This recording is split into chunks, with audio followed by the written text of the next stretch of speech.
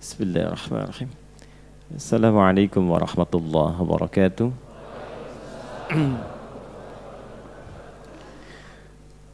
Alhamdulillahilladzi an'amana bini'amin katsiratin la tuhsa. Wassalatu wassalamu ala rasulillahilladzi istafahu rahmatan lil alamin linnasi ajma'in. ولمخلوق خلق الله سبحانه وتعالى إلى يوم القيامة أجمعين فصلوات الله عليه وسلامه التام وعلى آله وصحبه وذريته وأمته إلى يوم الدين حتى الأحصاء وبعد.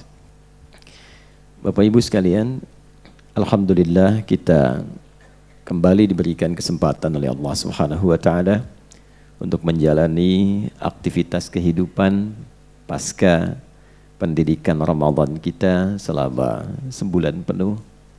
Kita sangat bersyukur dipilih, dianugerahi oleh Allah kesempatan untuk mendapati Ramadan di tahun ini.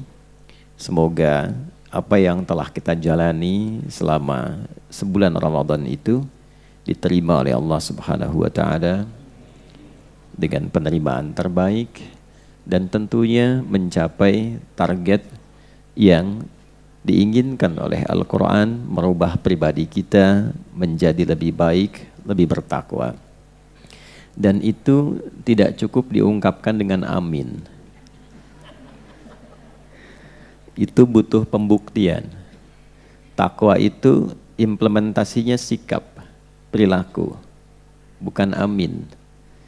Jadi ujung kepala sampai dengan ujung kaki. Karena di dalam Al-Quran sifat takwa itu sifatnya menyeluruh. Holistik, komprehensif. Jadi ada takwa yang membimbing pikiran kita. Ada takwa yang membimbing pandangan. Ada takwa yang membimbing pendengaran. Ada takwa yang membimbing lisan. Sampai dengan jalan. Takwa itu seringkali diawali dalam Al-Quran dengan paduan antara iman dan amal soleh. Jadi kalau kita bikin rumus A sama dengan B sama dengan C, berarti kan persamaannya A sama dengan C, B sama dengan C, B sama dengan A. Gitu kan ya? Terbayang tidak? Halo? Kalau kita bikin rumus A sama dengan apa? B sama dengan C, ya. Jangan ngantuk. Karena yang baru terbang saya dari jauh ini. Allahu Akbar. Jadi saya belum ketemu keluarga dari 10 hari. Jadi saya berangkat ke sini, keluarga saya datang di jalan. Cuman papasan di mobil sebentar ya. Khair insyaallah. Begini ya, pelan-pelan. A, ini kelihatan Bu? Alhamdulillah sehat-sehatnya. A sama dengan B, sama dengan apa? C. Berarti A sama dengan B, sama dengan C, persamaannya B sama dengan C kan? A juga sama dengan C kan? Nah, sekarang kita praktekkan ini ke rumus Al-Quran. Nah, di Quran tuh begini. Kalau ini kita tuliskan iman, ya. Ini spidolnya lelah beramal saat Ramadan.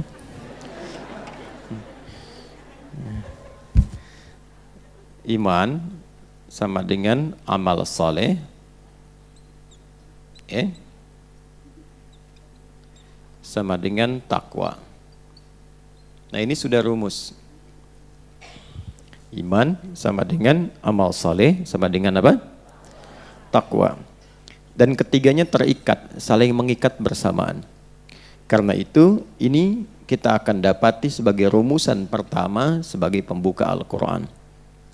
Di Al-Baqarah misalnya, di ayat yang kedua, kan? Sampai dengan kelima, kita dapati dzalikal kitabu la raiba fi hudal lil muttaqin. C-nya masuk tuh, orang-orang takwa. Siapa orang takwa itu? Alladzina yu'minuna bil ghaib, iman. C sama dengan A. Tapi nggak akan mungkin sempurna. Kalau takwa ada iman saja nggak mungkin itu. Harus ada apanya? Wa yuqimunas shalah wa mimma razaqnahum yunfiqun. Itu urutannya. Jadi pribadi yang ingin takwa saat bersamaan harus punya iman. Tak mungkin meningkatkan takwa tanpa iman. Jadi kalau ada orang beriman mengajak, mari kita meningkatkan takwa, itu berita bagus. Tandanya akan beriman, ya. Kemudian iman saja tidak mungkin menyulam takwa tanpa adanya amal soleh. Jadi kalau ingin jadi takwa itu mesti punya amal soleh, mesti punya iman. Karena itulah konsep puasa ketika ditampilkan oleh Al-Quran berupa perintah, itu langsung menyatukan ketiganya. Disatukan dalam satu pendidikan dan dibuka dengan perintah yang menyatukan tiga unsur ini. Jadi pasca puasa, kita harus menemukan ketiganya ini terpatri dalam jiwa kita, terimplementasikan dalam perilaku kehidupan kita. Saat ayat puasa diturunkan di bulan Sya'ban, di tahun kedua Hijrah, Allah berfirman, Ya ayyuhalladzina amanu, imannya dulu. Kutiba alaikumus siyam, amal soleh. Puasa kan amal soleh kan?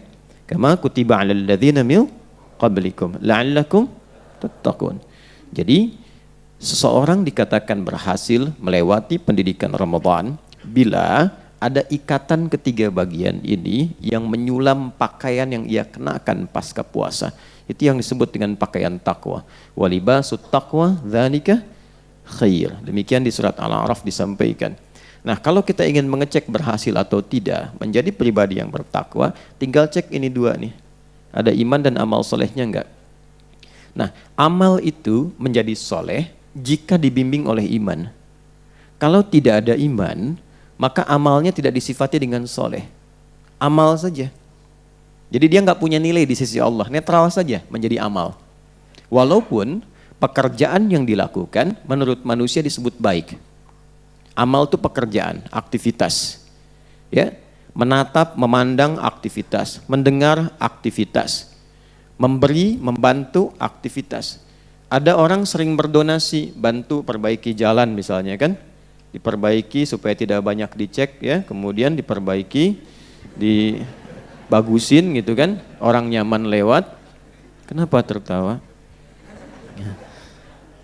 Habis puasa loh.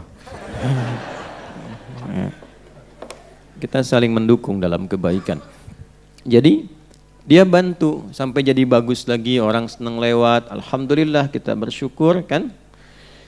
Tapi ketika dia membantu misalnya tanpa iman, dia bantu saja supaya orang bisa lewat, bisa bagus.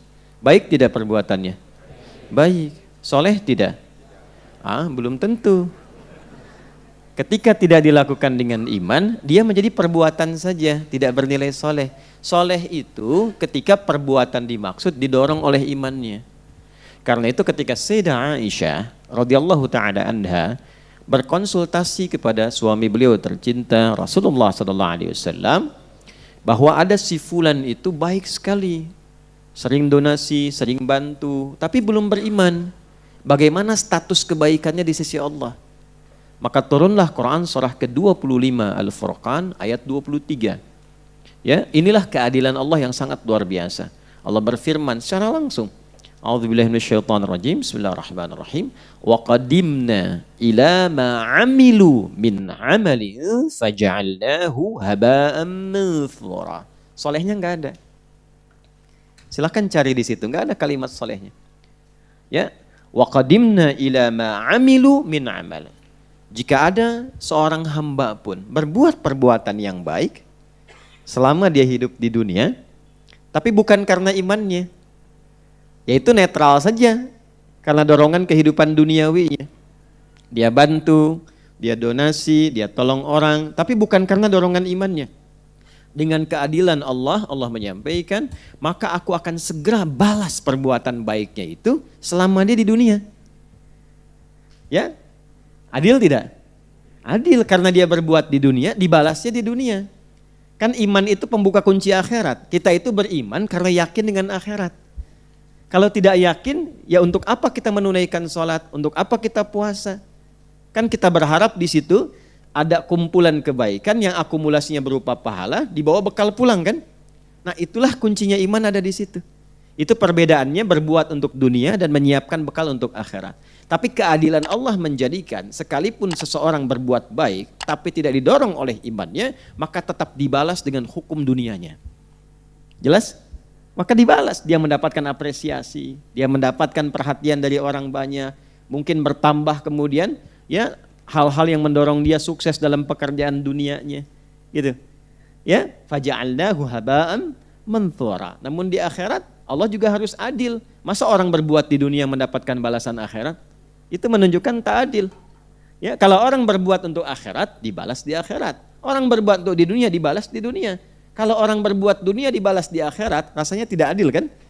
Jelas ya? Balasan yang dimaksud balasan kebaikan-kebaikan yang sifatnya sesuai dengan hukum yang telah ditetapkan. Nah, karena itu pembuktiannya bagaimana? Sebelum kita memulai. Ini masih muqaddimah, kita belum mulai ya. Pembuktiannya pasca puasa, tadi saya katakan tidak cukup dengan amin, dengan iman. Ya kan? Tidak cukup dengan apa? Amin. Dimulai dengan apa? Iman. Nah, menjadi takwa, iman itu akan membimbing setiap amal yang ada dalam perilaku tubuh kita menjadi soleh. Pernah saya sampaikan begini, ini dimulai dari atas yang cepat, mata misalnya kan. Mata itu fungsinya apa? Melihat kan, nah itu baru amal. Karena ketika melihat netral. Kapan mata itu bisa beramal jadi soleh? Ketika mata dibimbing oleh iman. Karena itu ketika seseorang memiliki iman dan dilatih saat puasa supaya imannya itu terus menguat, maka secara otomatis iman itu akan membimbing pandangan dan memberikan kepada pandangan itu, kepada mata itu batas-batas yang harus dipandang dengan kriteria soleh. Makanya semakin meningkat imannya, semakin dia tahu mana yang harus dipandang. Dan itu bisa dirasakan oleh pemilik imannya sendiri. Tapi itu menjadi hukum yang umum sifatnya, setiap yang punya iman pasti punya rasa itu. Contoh misalnya, Quran surah Cahaya sama dengan nama masjidnya An-Nur. Kan? Surah ke-24 ayat 30 untuk laki-laki, ayat 31 untuk perempuan. Sama standar, sama antara laki-laki dan perempuan. Allah tidak bedakan. Nanti ada yang dibedakan dalam praktek sesuai keadilan.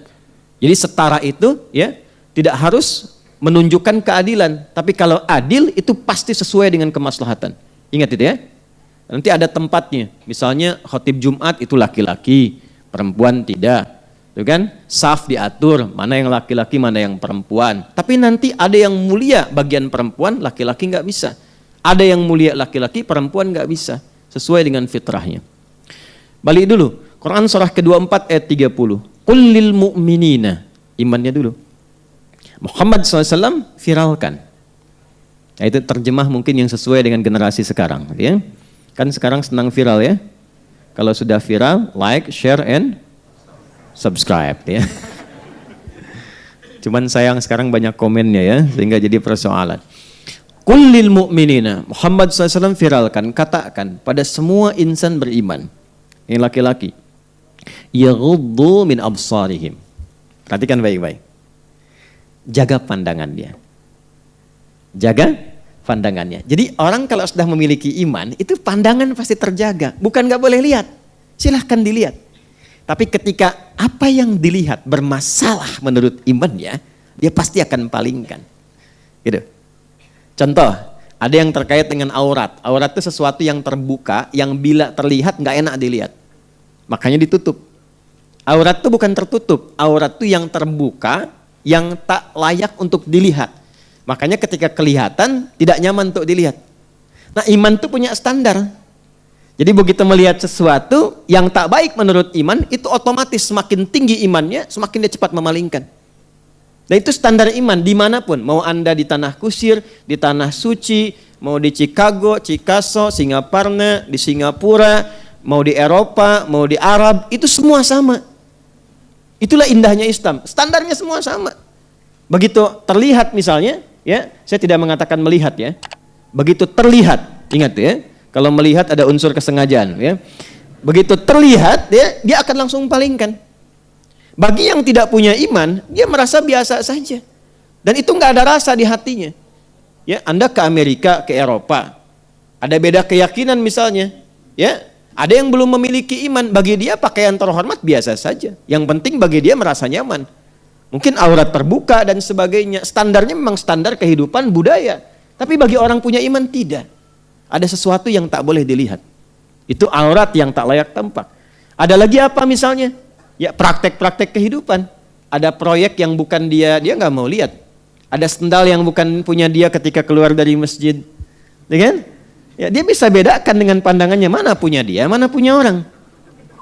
Jelas ya? Jadi jangankan salah pakai, salah lihat pun tidak. Kalau nyari wajar, tapi nggak akan tersimpulkan. Kayaknya punya saya deh yang ini kan. Pertama kan salah lihat ya. Ibu juga sama ayat 31-nya. Wa kullil mu'minati yaghdudna min absarihinna.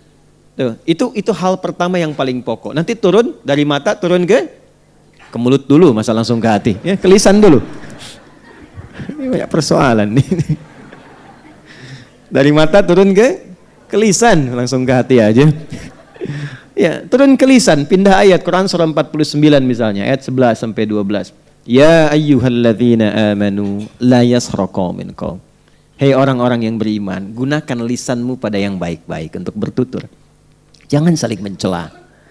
La yaghtab ba'dukum ba'dha. Jangan bikin hoax. Jangan berselisih. Jangan saling merendahkan. Tuh. Coba dicek, selama puasa kita latihan kan ya? Ya, supaya menjaga lisan, pasca puasa berubah enggak itu? Sampai ke ujung kaki.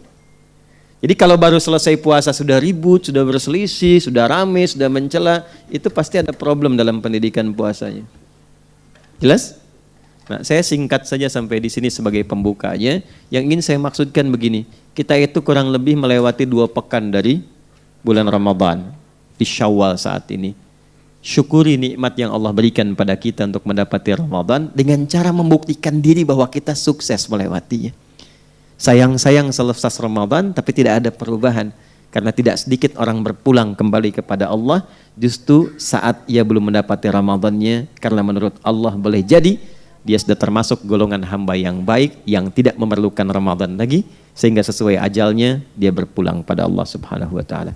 Semoga kita termasuk golongan hamba yang husnul khatimah insyaallah. Kita masuk pelajaran kita sekarang ya. Bismillahirrahmanirrahim. Pertemuan terakhir untuk surah An-Naba. Intisari surah An-Naba. Bulan depan kita akan masuk pada surah yang kedua, yaitu surah An-Nazi'at. Bismillahirrahmanirrahim. Terdapat 5 poin penting yang menjadi intisari kandungan surah An-Naba, surah ke-78 dalam urutan Mushaf Al-Quran. Mohon izin saya tidak urai kembali tentang pengertian, tentang kapan turun, tentang urutan karena sudah kita tuntaskan sebelumnya ya, supaya tidak banyak kita melebar. 1, boleh kalau ingin ditulis, kalaupun tidak nanti bisa dilihat rekamannya kembali. Perintah Al-Quran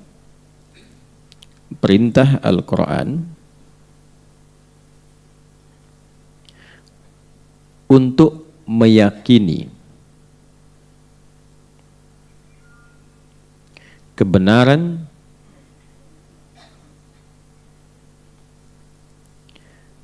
seluruh firman Allah. Perintah Al-Quran untuk meyakini seluruh kebenaran yang terkandung dalam Al-Quran. Sudah? Khususnya kehidupan setelah kematian. Perintah Al-Quran untuk meyakini seluruh kebenaran yang terkandung dalam Al-Quran, khususnya kehidupan setelah kematian. Sudah? Baik. Sekarang saya jelaskan dulu dengan singkat.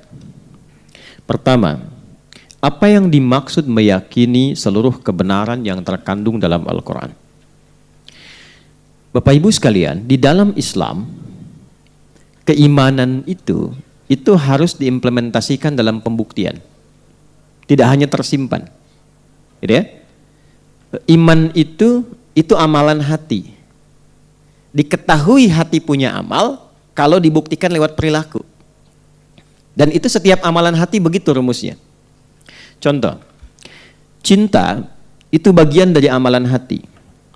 Bagaimana diketahui adanya cinta? Lewat perilaku, lewat ekspresi. Ayah dan ibu cinta pada anak. Dari mana tahunya ayah dan ibu cinta dan sayang kepada anaknya? Ketika ayah dan ibu mengeluarkan ekspresinya. Merawat, menyayangi, memeluk, memberikan kebutuhan, mengarahkan pada yang baik-baik, itu cinta namanya. Jelas? Demikian suami, istri, dan seterusnya. Anak ke orang tua, demikian. Nah, iman itu amalan hati yang paling tinggi. Dan itu sudah sepakat bahkan dalam konteks kehidupan kemanusiaan. Dan dihargai sebagai hak yang pertama itu. Menjadi hak, keimanan itu hak pertama. Implementasinya dalam beragama. Di kita alhamdulillah masuk di pasal 29 ayat 2. Ya kan? Negara menjamin kemerdekaan tiap-tiap penduduk untuk memeluk agamanya masing-masing dan beribadah menurut agama dan kepercayaannya itu. Ya, kepercayaan itu iman di situ. Dan itu dibawa ke semua bagian dari ranah kehidupan berbangsa bernegara. Ya, di Undang-Undang Sisdiknas misalnya, ya nomor 20 tahun 2003 itu di pembukaan di bagian yang kedua itu Undang-Undang Dasar tahun 1945, ya. Kemudian mengamanatkan kepada pemerintah untuk ya menghadirkan satu sistem pendidikan yang meningkatkan keimanan dan ketakwaan pada Tuhan Yang Maha Esa serta akhlak mulia. Kalau masuk di tentara, ya di TNI ada Sabta Marga tuh 7 tuh. Ya, nanti Sabta Marga yang ketiga itu menyertakan keimanan di situ. Jadi satu, kami warga negara Indonesia itu kan yang bersendikan Pancasila.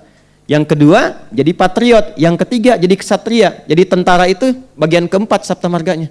Kami kesatria Indonesia ya yang beriman tuh kepada Tuhan Yang Maha Esa ya serta menegakkan kebenaran, kejujuran ya dan keadilan. Itu ada iman di situ. Jadi negara kita itu bukan negara agama, tapi menjalani kehidupan berbangsa dan bernegara dengan dasar-dasar agama. Jelas ya? Nah, jadi kita bersyukur. Halo, kenapa bengong? Ya. Nah, jadi saya ingin katakan iman itu butuh apa? Pembuktian. Nah, itu baru amalan hati. Kalau terpendam, itu amalan hati. Dari mana taunya beriman? Dari mana taunya ada cinta? Dari mana taunya ada rasa? Kan ada ekspresi. Ya, saya lihat nih ada wajah-wajah single kan di sini. Ya kan? Kan ada rasa misalnya ingin bersatu, gitu kan? Ada rasa mencintai, dibuktikan kan? Pertama lewat apa? Hah? Lewat lamaran kan? Ya kan? Ta'aruf kan? Tak kenal maka ta'aruf, tak sayang. Ta'aruf, kenal itu tidak harus selalu sayang, ya. Ibu kenal dengan suami tetangga, kan tidak harus sayang.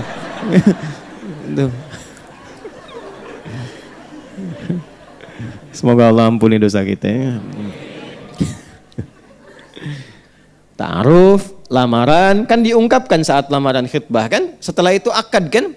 Nah akad itu perwujudan yang paling tinggi untuk mewujudkan rasa kasih. Kan setelah lita'arafu baru kemudian wa'atun nisa as-sadaqatihinna nihla, baru kemudian akad kan. Kan Quran surah 49 ayat 13 pindah ke Quran surah 4 ayat 4, pindah Quran surah 30 ayat 21 kan ke pernikahan. Nah ungkapan ekspresinya itu lewat akad dalam nikah. Makanya sering sekali saya tekankan, kalau ada anak muda datang kepada anak ibu hanya mengatakan aku mencintai putra ibu, gak usah dengarkan, abaikan aja. Ya, nasihati dia, nak, buktikan cintamu pada putri ibu ya dengan menuliskan nama kalian berdua di pernikahan kalian, di buku nikah kalian berdua.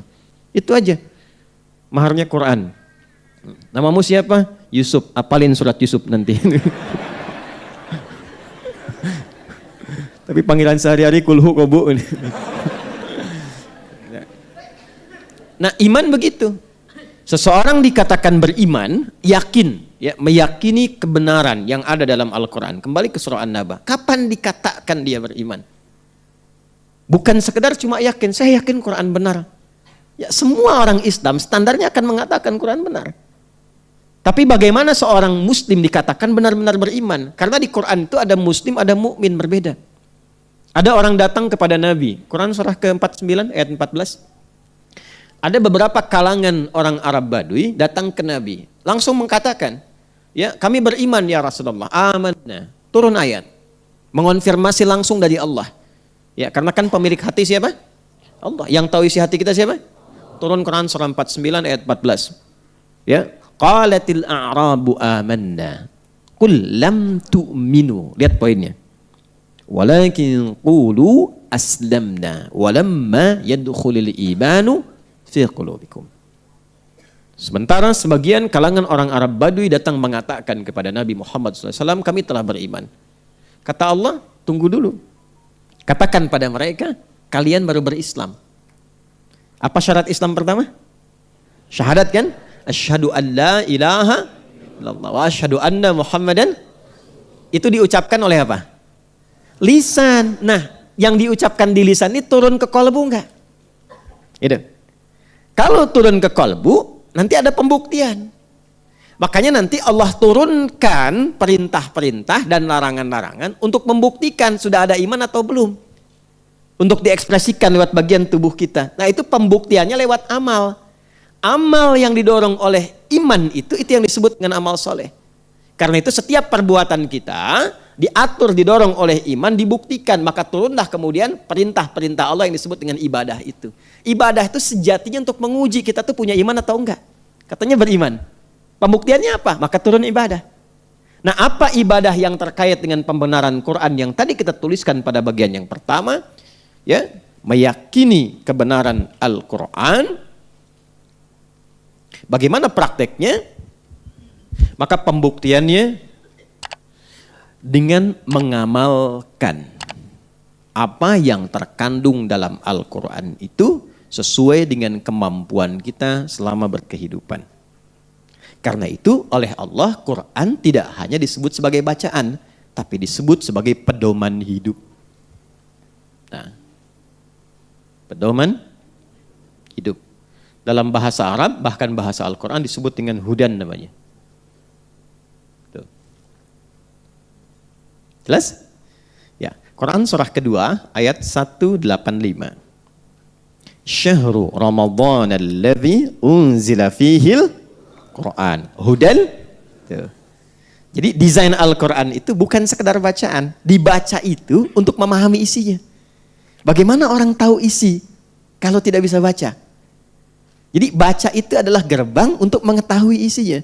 Dengan tahu, dipahami, diamalkan. Itu konsep dasarnya. Jadi ketika dikatakan pada bagian pertama perintah Al-Quran, kan? Tadi satu ya, perintah Al-Quran untuk meyakini seluruh kebenaran yang terkandung dalam Al-Quran. Nah, garis bawahi kata meyakini di situ. Iman, meyakini pada Quran, bukan sekedar yakin Quran itu benar, tapi butuh pembuktian. Pembuktiannya adalah dengan cara mencoba membaca, memahami pedoman Al-Quran ini dan mempraktekkan sesuai dengan kemampuan kita dan maslahat hidup kita selama kita berkehidupan. Itu dasarnya. Dan bagi orang takwa, itu bukan pilihan, itu sudah kewajiban. Karena itu kalimat hudan pertama dalam Al-Quran, itu disandingkan dengan kata takwa. Coba lihat Al-Baqarah ayat 2. Dzalikal kitabu la raiba fi hudan lil. Tuh, udah. Di orang takwa itu secara otomatis pasti akan menjadikan tautan hidupnya, pedoman berkehidupannya pada Al-Quran. Gak ada yang lain. Value-nya dibawa nanti, diterapkan dalam hidup. Karena itu, dalam Al-Quran, dari Al-Fatihah sampai dengan An-Nas, ya, ini semua isinya pedoman hidup kita, ada di sini semua. Ada di sini. Dan yang menyampaikan siapa? Yang berfirman siapa? Allah itu siapa? Allah itu siapa? Udah hidup lama gak kenal Allah. Siapa Allah? Pencipta. Pencipta siapa? Kita kan? Yang mencipta kita kan? Pencipta segalanya kan? Ya. Yang mencipta segalanya dari yang tidak ada menjadi ada disebut Khaliq namanya. Dan dalam Quran Allah sendiri menyebut dirinya Khaliq. Quran surah ke-15 misalnya, ayat ke-28. Ya, wa idz qala rabbuka lil malaikati inni khaliq. Saya pencipta. Baik, sekarang kita ambil hukum logika. Sederhananya begini. Setiap pencipta, setiap pembuat dan laisa kamitslihi syai', pasti mengetahui yang diciptakan kan? Baik. Kalau ada orang yang bikin handphone, tahu nggak isi handphonenya? Tahu ya? Tahu cara memperbaikinya kalau rusak. Tahu cara mengoperasikannya kan? Kalau bapak ibu beli handphone suka ada manual booknya itu kan? Ya, ada pedomannya ya, ada panduan ya. Kalau nggak ngikutin panduan itu handphonenya nyala nggak? Hah? Kok nggak nyala-nyala ya? Dibanting-banting gini, tak, tak, tak, tak, tak, nyala dong. Nyala apa rusak? Ternyata ada tombolnya kan? Tak, nyala kan? Baik, tiba-tiba udah nyala nggak bisa dipakai nelpon, ya kan? Kok nggak bisa kan? Dia coba goyang-goyang, tak, ada nggak? Nggak ada. Ternyata butuh SIM card, ternyata butuh aktivasi, ya kan? Lalu ada panduan yang lainnya lagi, ini future-nya, ini begini dan seterusnya. Jelas? Baik, Anda bisa bayangkan, kalau salah mengoperasikan yang tak bernyawa saja, itu bisa tidak berfungsi dan rusak. Maka bagaimana dengan kehidupan kita yang begitu kompleks? Saking baiknya Allah, Allah kasih pedoman. Supaya kita tahu bagaimana menggunakan pikiran ini dengan benar. Kita kan makhluk berakal. Tapi kalau nggak bisa menggunakan akal dengan benar, jadi rusak nantinya. Pintar, tapi dipakai untuk yang tidak benar, akhirnya rusak. Ada yang mencuri, kan semakin pintar mencurinya paling banyak kan? Coba cek.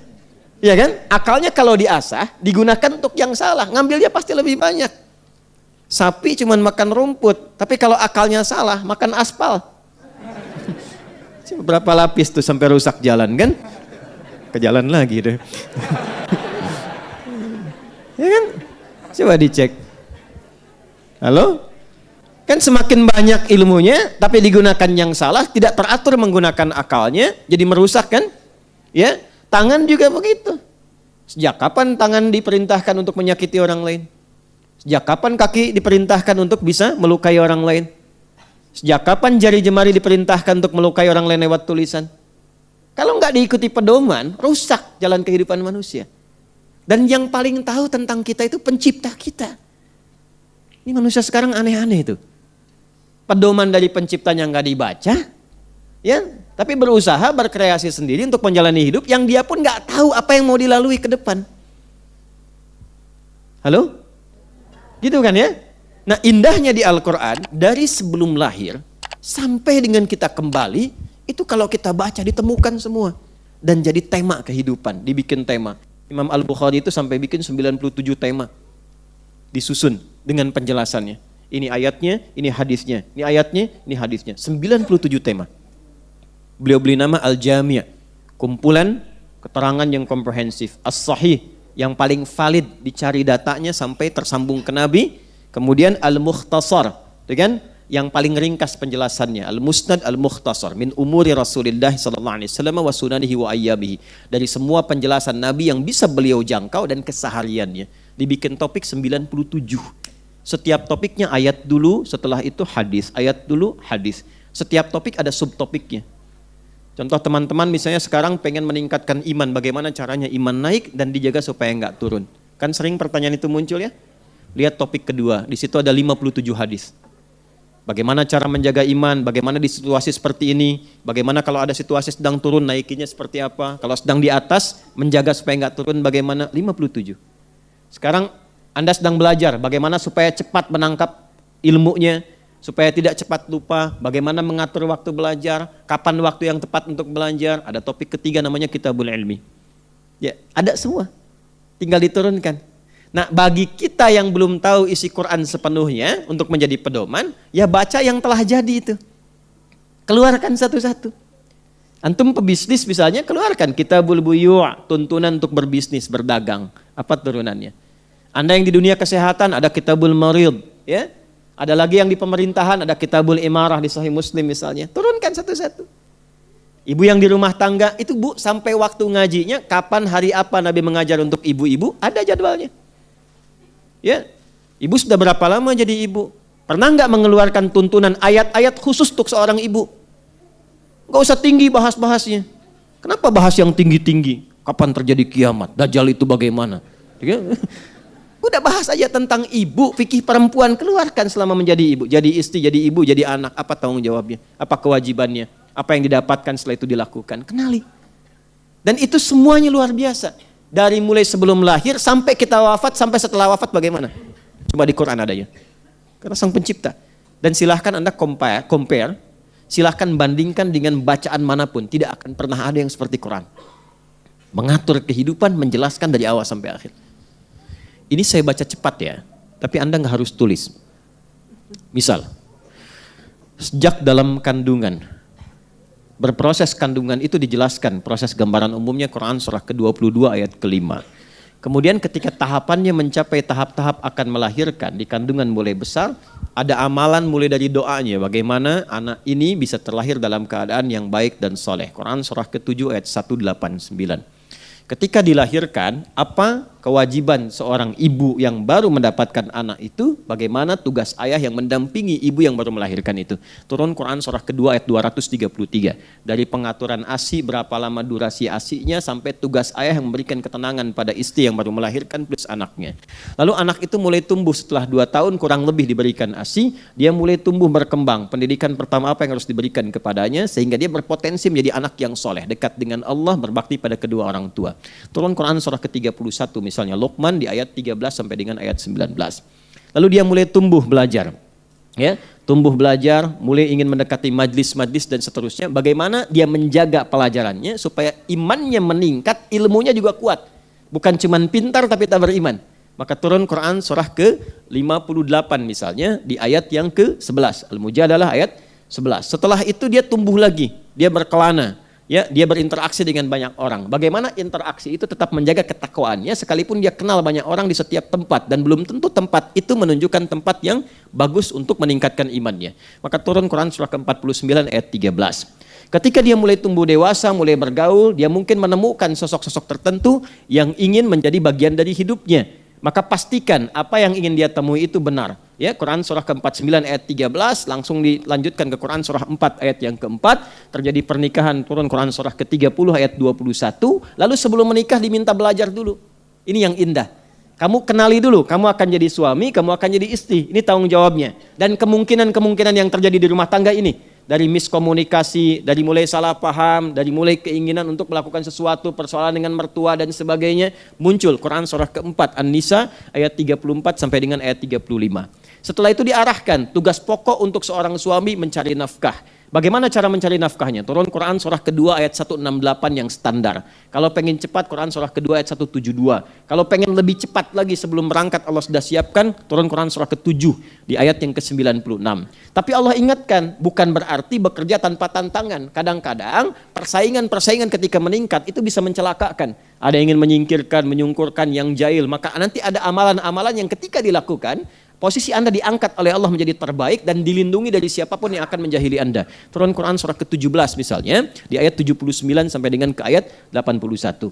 Saat suami mulai bekerja, beraktivitas dan seterusnya, istri di rumah pun bukan tanpa tantangan. Ketika ada anak dan sebagainya, maka ada pendidikan yang harus diawalkan sehingga anak itu berpotensi dekat dengan ibu dan dalam keadaan yang baik. Turun Quran surah ke-17 ayat 23 sampai dengan 27-nya. Berjalan terus rumah tangga usia 40 tahun. Ya, jangan lupakan, barangkali Anda sukses dan seterusnya bukan karena capaian Anda saja. Di situ mungkin ada sahamnya orang tua, ada tangisan ibu ketika tahajud, ada peluh ayah dan sebagainya. Maka diturunkan ketika usia sampai 40 tahun, kesuksesan pertama dibimbing oleh Allah. Ini doanya jaga sampai dengan wafat. Ini doanya, ini bakti pada orang tuanya dan ini merubah dia menjadi lebih baik. Quran surah ke-46 di ayat yang ke-15. Ketika Anda sukses dari segi harta, ini untuk menjaga harta Anda supaya berkah, supaya suci dan supaya terus meningkat dan bisa manage dengan baik, maka diturunkan ayat zakat. Dari mulai Quran surah ke-9 ayat 103 dikeluarkan pada 8 golongan, Quran surah 9 ayat ke-60. Kalau terus kemudian itu bisa melewati dengan baik, Allah turunkan lagi. Ini amalan bagus lagi buat engkau. Ya, sekarang tata. untuk dirimu di rumah tangga berapa, Anda dapat penghasilan misalnya 30 juta, kebutuhan 10 juta, investasi ke depan untuk anak-anak tabungan misalnya 10 juta. Anda kebutuhan 20 juta, 10-nya sebetulnya itu untuk amalan Anda supaya mendapatkan bagian kebutuhan akhirat yang baik yang Allah titipkan lewat Anda, yang kapanpun bisa diambil kembali. Maka kemana itu disalurkan? Turunlah kemudian Quran surah kedua ayat 215 untuk memberikan 5 golongan utama kalau ingin berinfak. Setelah itu kemudian muncul golongan umum, Quran surah kedua ayat 261 sampai dengan 263. Lalu setelah itu bergerak terus, jangan dikira boleh jadi Anda akan hidup selamanya. Akan tiba masa-masa kembali seperti masa kanak-kanak lagi. Ada pengen harapan begini, pengen begitu. Tapi kadang-kadang capaian pengen diinginkan, pengen harta bertumbuh, pengen emas, pengen perak, pengen tunggangan, pengen kebun, pengen burung-burung terlihat, pengen sawah ladang. Turun Quran surah ketiga Ali Imran ayat yang ke-14. Tawaran mengarahkan itu pada investasi akhirat di ayat ke-15-nya. Kemudian setelah itu teman-teman sekalian, Allah ingatkan kamu akan kembali seperti perbuatan anak-anak lagi. Quran surah ke-22 kembali ke ayat yang ke-5. Setelah itu selesai, datanglah kemudian fase-fase kematian. Maka mulai diingatkan sebelum dia meninggal disebut dengan mayyit, seseorang yang akan pulang. Turun Quran surah 39 di ayat yang ke-30. Bagaimana menyiapkan kemudian persiapan menjelang kematian? Maka diharapkan pulang itu menjadi husnul khatimah, panggilannya tenang. Turun Quran surah ke-89 ayat 27 sampai dengan ayat ke-30. Maka ingat-ingat akan tiba waktunya untuk pulang disebut dengan maut. Quran surah ketiga ayat 185. Batas untuk pulang itu disebut dengan ajal. Quran surah ke-7 ayat 34. Yang datang untuk mengambil maut itu membawa maut namanya malakul maut. Quran surah ke-32 ayat yang ke-11. Ya, lalu setelah itu kembali kita kemana? Kembali ke kubur. Maka saat di kubur apa yang kita dapatkan? Ada fikih kuburan. Jangan dikira fikih dunia saja, fikih kubur kita ada. Ya, bagaimana mendapatkan kenikmatan dalam alam kubur? Pembukanya Quran surah kedua Al-Baqarah dari ayat 153 sampai dengan 157. Setelah itu bagaimana mendapatkan kenikmatannya? Bahkan saking nikmatnya ingin mengabarkan kepada yang masih hidup supaya siap-siap sebelum kembali ke alam kubur dengan baik. Tapi tak bisa itu dilakukan. Ya, tapi dia mendapatkan kenikmatan yang luar biasa. Turunlah Quran surah ketiga Ali Imran ayat 169 sampai dengan 172. Dari kubur menunggu dia kemudian sampai tibanya waktu kiamat. Turun satu surah ke-75 persis semuanya sama. Dari situ diarahkan kemana? Maka di akhir ada hisab. Orang yang bagus amal solehnya maka dia akan dapat ke surga. Ada 8 pintu surga terbuka untuknya. Yang tertingginya Firdaus. Kalau ingin disiapkan ada fikihnya. Fikih surga Firdaus ada. Maka sekarang dikeluarkan kurikulumnya, ditunggangi saat di bumi supaya wafat kita punya amalan itu. Ya, maka turunlah Quran surah ke-23 dari ayat 1 sampai dengan ayat 11-nya. Kemudian setelah itu ada surga Aden, indahnya luar biasa. Dan ada orang yang lewat semua pintu surga dan diberikan oleh Allah kemudian mahkota, dipakaikan jubah kebaikan sampai dia bawa orang tuanya, dia gandeng istrinya, dia bawa keluarganya dan menuju rahmat Allah di tempat yang tertinggi. Disambut di setiap pintu surga oleh kalangan malaikat. Siapa mereka? Di antaranya ahli Quran. Quran surah ke-35 ayat 32 sampai dengan 33. Ditafsir di Quran surah ke-13 ayat 23 sampai dengan ayat ke-24. Kemudian di luar itu ada surga yang standar, amalan cukup-cukupan, ya 50,0001% misalnya masuk surga, ya. Tapi indah juga, segala yang dipingin langsung muncul. Turun Quran surah kedua ayat ke-25. Ya, yang tak cukup bekalnya ke surga, maka dia akan dicuci, ya, keburukan-keburukannya di neraka. Awas, menyebut neraka itu jangan sembarangan, karena seringan-ringannya neraka itu begitu ditarik ubun-ubunnya, tidak ada senyum malaikatnya, kasarnya luar biasa, ya, ditarik kemudian dicelupkan. Sekali celupnya itu hancur seluruh bagian tubuhnya, seharinya sama dengan 1000 tahun, 1 detiknya kurang lebih 48 hari. Maka digambarkan di Quran surah ke-4 misalnya An-Nisa di ayat ke-56. Lalu yang paling tingginya neraka jahanam. Neraka jahanam itu kecium udah kebakar. Ya, ngelihat aja udah merasakan panasnya. Ditampakkan udah kerasa panas. Itu diantara yang ditampakkan di alam kubur ketika Fir'aun diberikan gambaran demikian. Yang masuk ke sana 2 golongan, 1 golongan kufar, 2 golongan munafik. Maka turunlah Quran surah ke-4 ayat 140. Yang 50-50, 50-50, solehnya 50, salahnya 50. Tapi masih punya iman. Ditempatkan di mana? Dia belum ke surga dan tidak ke neraka. Ditempatkan suatu tempat namanya A'raf, tempat tertinggi yang bisa melihat kenikmatan surga dan takut mendengar teriakan orang-orang neraka. Maka turunlah Quran surah ke-7 surah Al-A'raf dari ayat ke-47-nya sampai dengan ayat ke-49. Setelah selesai hisab, baru dia mohon rahmat Allah, maka dimasukkan ke dalam surga. Mana yang tidak ada dalam Al-Quran? Ada semua. Termasuk nanti profesinya apa? Ada semua bimbingannya. Kadang tidak spesifik disebutkan, tapi nilainya ada di situ, dirinci oleh penjelasan Nabi nanti. Semua ada. Nah, tugas kita sekarang itu turunkan apa yang terkait dengan aktivitas kita. Nanti ada yang pokok, ada yang umum. Yang pokok yang mengikat semua muslim. Contoh, bimbingan pembuktian iman. Beriman tidak? Iman kan? Buktinya apa? Nanti dibuat oleh Allah yang standar. Supaya tahu dengan standar ini, oh dia beriman. Jadi kita bisa mengerti dan standarnya sama. Mau yang di sini, mau yang di Eropa, ya, mau yang di Arab, mau yang di Amerika, mau yang anak kecil yang dilatih sampai dengan orang dewasa, itu semua standarnya sama. Jadi hikmahnya kita bisa memahami, oh ini beriman, ini belum beriman, ini imannya kuat, ini belum kuat. Satu, contohnya sholat. Perhatikan, dzalikal kitabu la hudal alladzina yu'minun. Iman kan setelah itu? Wa yuqimunas. Sholat itu standar pembuktian iman pertama. Imannya sama siapa? Allah kan? Bagaimana membuktikan kita beriman kepada Allah? Sholat. Dari mana tahu ayatnya? Quran surah ke-20 ayat 14. Innani anallah. Saya Allah, kata Allah. La ilaha illa ana. Enggak ada Tuhan yang layak dipertuhankan kecuali saya. Fa'budni. Buktikan engkau bertuhan kepada saya dengan menyembah saya. Gimana caranya? Wa aqimis sholata dzikri. Ini.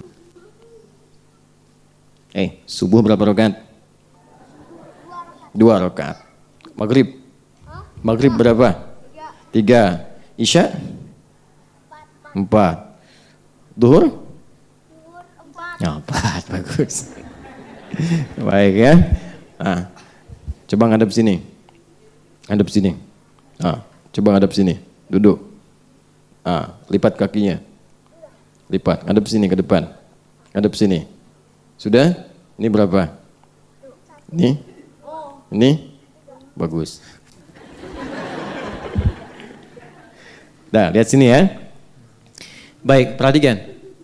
Sholat satu-satunya di Quran yang disebut dengan nama iman. Quran surah kedua ayat 143.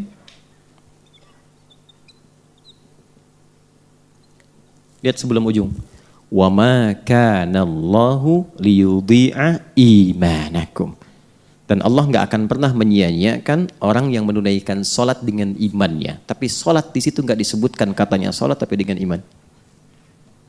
Kenapa sholat disebut dengan iman? Karena sholat adalah pembuktian dasar pokok bahwa seseorang beriman. Makanya kalau ada orang nggak sholat, ini bermasalah imannya pasti. Karena Nabi menegaskan perbedaan antara orang beriman dengan orang yang belum beriman itu pada sholatnya. Jelas? Baik, itu bagian pertama. Satu. Jadi saya ingin katakan bahwa standar keimanan itu dibuat sama oleh Allah. Jadi sedunia itu dibikin sama. Dan itu cuma ada di Islam. Dan semua caranya sama. Coba lihat. Kalau di Arab sholatnya pakai bahasa apa? Arab. Di Tanah Kusir pakai bahasa apa? Di Padang bahasa apa? Di Bali? Di Indonesia? Arab. Coba lihat. Di Eropa? Di Afrika? Cuma di Islam. Silakan dicek. Kenapa? Karena yang bikin bukan manusia. Kalau yang bikin manusia, manusia punya keterbatasan. Di Indonesia pakai bahasa Indonesia, begitu ke Arab pakai bahasa Arab. Di Indonesia pun mungkin di sini pakai bahasa Betawi, ke Padang mungkin pakai bahasa Padang ibadahnya. Ya, boleh jadi demikian. Karena kenapa? Ini ciri khas manusia, karena manusia terbatas. Manusia terbatas. Matanya terbatas memandang, telinganya mendengar terbatas, akalnya pun terbatas. Karena terbatas, maka tidak akan pernah memiliki kesamaan di semua aspek yang bisa dijangkau. Jadi kalau Anda menemukan pola ibadah yang berbeda pelaksanaannya, misal, atau bahasanya dalam setiap tempat dan keadaan, ini menunjukkan karya manusia. Tapi kalau semua sama, itu pasti bukan manusia yang bikin. Kok bisa demikian? Dari mana Nabi yang gak pernah sekolah, yang gak ada guru kan, yang mengajarkan, tiba-tiba bisa menyampaikan satu ajaran yang terstruktur, terukur, dan tinggi sekali akurasinya. Dan semuanya sama, gak ada yang beda. Dan hebatnya, itu bisa mudah loh Bu. Kok bisa orang Indonesia, bukan orang Arab, bisa melafadzkan dengan sangat fasih. Dan lancar. Coba Bapak Ibu nih, gambarkan. Bacaan sholat kan semuanya bahasa Arab kan? Dari mulai takbir kan? Kok bisa lancar loh? Padahal bukan orang Arab. Halo? Ya kan? Dari Allahu Akbar, doa iftitah, Al-Fatihah, baca suratnya bahkan panjang-panjang. Ada yang satu rakaatnya itu sampai dengan Al-Baqarah tuntas. Ada. Ya. Ada yang saat sholat kelihatan ikhlas gitu kan. Bacanya kulhu. Ada yang begitu. Orang-orang kul-kul kan ada yang kelihatan demikian. Mainnya kulhu Allah, kul a'udzu birabbil falaq, kul a'udzu birabbin nas gitu. Ada yang demikian. Ya, tapi kan semua sama ya, bahasa Arab. Ya kan? Pakai translator enggak ada penerjemah enggak sampingnya? Enggak ada. Dari ruku sampai sujud sampai dengan selesai. Coba bisa kita gambarkan ya. Ini bagian yang pertama. Jadi saya ingin katakan bahwa ada amalan-amalan pokok yang dibuat oleh Allah menjadi standar iman. Dan itu standar kebertuhanan kita kepada Allah. Semua sama. Dan pokoknya ada berapa? Pokoknya 5. Ya, untuk menunjukkan dia seorang muslim. Pembuktian imannya 6. Maka disebut dengan pilar-pilar iman, pilar-pilar Islam. Dalam bahasa Arab disebut dengan rukun iman, rukun Islam. Itu yang pokok. Salat setelah beriman. Jadi yang pertama iman dulu, syahadat. Ini rumusnya begini. Pelan-pelan ya. Ini konsepsi imannya. Pembuktiannya 1 salat. Selanjutnya ada zakat. Selanjutnya ada puasa. Terakhir ada apa? Haji plus umrah. Jelas? Ini yang standar yang kita usahakan selama hidup. Ketika punya uang, bagaimana menunjukkan bahwa Anda seorang hartawan yang beriman? Mesti ada perannya di situ, karena dihisab kan? Mesti ada perannya. Antara yang beriman dengan belum beriman, beda mengelola harta. Cara kerjanya beda. Coba lihat, kalau belum ada iman, kelihatannya bebas saja. Nggak ada standar, yang penting punya harta kan? Nggak ada aturan, mau nipu juga. Ya, karena nggak ada, dalam hatinya nggak ada kontrol. Karena nggak ada iman, yang penting punya uang. Ya, jadi hati-hati kalau ada orang mengatakan dia beriman, ya, lantas pada saat yang bersamaan dia mencuri, dia korupsi, dia menipu, dipertanyakan keimanannya. Karena kalau sudah punya iman, itu pasti imannya akan bergolak. Akan ada bisikan dalam hati yang nggak dirasakan kecuali oleh orang yang punya iman. Contoh kecil-kecilan ya. Contoh. Ini untuk mencoba, tidak untuk diteruskan. Keluar dari sini, kan ada alas kaki banyak tuh ya. Coba Anda pakai yang bukan punya Anda. Dicoba dulu. Jangan dipotong ya sampai sini, hati-hati. Jangan dipotong. Ini belum selesai. Saksinya banyak nih. Itu sekalipun Anda mencoba tidak untuk serius, itu pasti hati Anda akan mengatakan otomatis, itu bukan punya kamu. Pasti itu. Ya, karena sesuatu yang salah menggunakan secara fisik, fisiknya protes. Sesuatu yang salah digunakan karena salah dalam imannya, imannya protes. Contoh yang salah fisik misalnya, fisiknya protes. Bapak keluar pakai sendal ibu-ibu. Udah lain desainnya kan? Nggak enak di kaki kan? Kaki sudah nggak enak. Tapi ketika Anda menggunakan sendal yang dipakai laki-laki pun tapi salah pakai, iman Anda akan bergolak. Kamu kok pakai sepatu? Kesini kan pakai sendal tadi. Ya, semakin tidak ada iman, nggak ada aturan. Nggak ada aturan, yang penting dia pulang bawa sesuatu yang lebih bagus. Itu semakin tidak punya iman, kan ada yang masuk tanpa iman kan ada. Ya kan? Allahu Akbar, mundur, takbir pertama, kotak infak bawa kan? Ya kan? Begitu lihat sendal, itu bukan punya kamu. Bukan punya kamu itu tuh yang lebih bagus lagi. Ambil. Ada yang begitu. Itu standar yang harus muncul dalam kehidupan kita. Orang-orang yang sudah punya iman, cara bekerja pun imannya akan menggiring dia pada kebaikan. Jangan dilakukan ini, Allah nggak suka. Nanti nggak berkah harta kamu. Itu pasti akan ada gejolak. Setelah punya sesuatu pun dibimbing lagi. Coba konsultasi bagaimana mengelola hartamu dengan baik. Ada lagi arahannya. Setelah itu latihan, ada puasa, ada haji, ada umrah dan seterusnya. Ini yang pokok, yang melatih iman kita. Setelah itu, ini yang paling penting. Pancaran dari sini akan memberikan bimbingan kepada aspek-aspek cabang yang sesuai dengan pilihan hidup kita. Sekarang tolong lihat masing-masing aktivitas apa yang dikerjakan selama hidup. Nanti itu saja yang dikeluarkan dari Quran dan hadisnya. Jangan membebani diri terlalu banyak, kecuali kalau menjadi bagian dari program kehidupan. Contoh, ini ada teman-teman adik-adik pelajar misalnya mahasiswa. Kenapa Anda nggak keluarkan ayat-ayat ilmu dalam Quran? Lalu lihat hadisnya bagaimana cara mempraktekkan itu. Dan lihat sejarahnya, kan di kita itu lengkap. Ayatnya, Quran, hadisnya, penjelasan, prakteknya sirah. Pernah nggak mengeluarkan orang-orang jenius yang belajar di masa Nabi? Bagaimana mengeluarkan petunjuk itu sampai merubah mereka jadi orang paling hebat dalam bidang pengetahuan. Teman-teman, Ibnu Abbas, Ibnu Mas'ud, dan yang lainnya yang mempraktekkan ilmu, itu belajar bahasa asing itu cuma 3 hari lancar. Kok bisa tuh? Belajar bahasa Persia 3 hari. Ya, memahami bahasa asing cuma 3 hari lancar, paham lancar. Ya, 30 hari masih grammar, bolak-balik gitu ya. Nggak salah. Ya. Cuma bagaimana sih cara belajar mereka, polanya bagaimana? Dan yang paling hebat yang diatur dalam Islam itu mendekati yang punyanya dulu. Itu kan yang cerdas begitu kan? Dekati yang punya sehingga aksesnya terbuka. Makanya di Quran itu sebelum memulai pembelajaran ya bagi yang ingin meningkatkan pengetahuan itu ada petunjuk mendekati yang punya dulu. Yang punya siapa?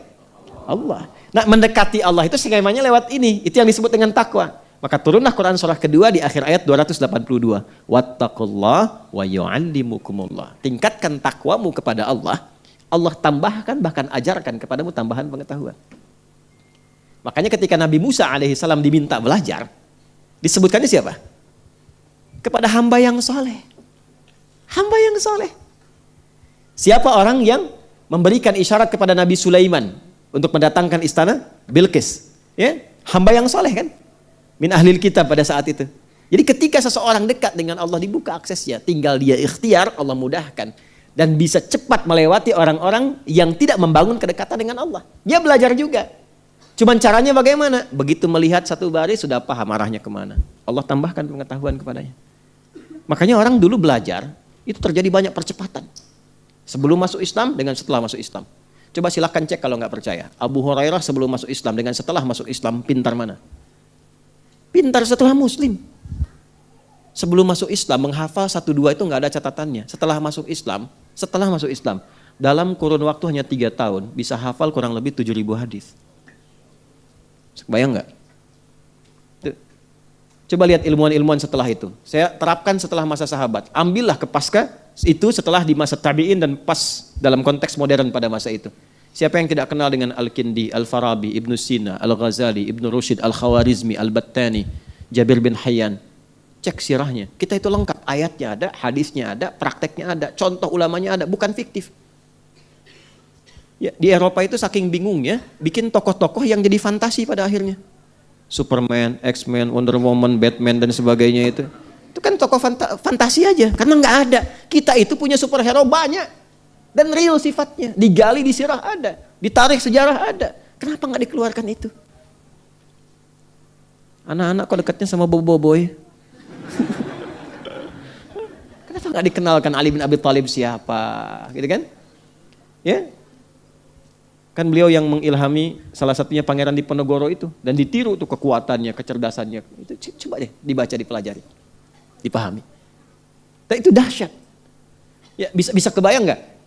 Saya pernah membaca biografi ilmuwan-ilmuwan Muslim. Itu rata-rata pendidikannya dimulai dengan ini dulu.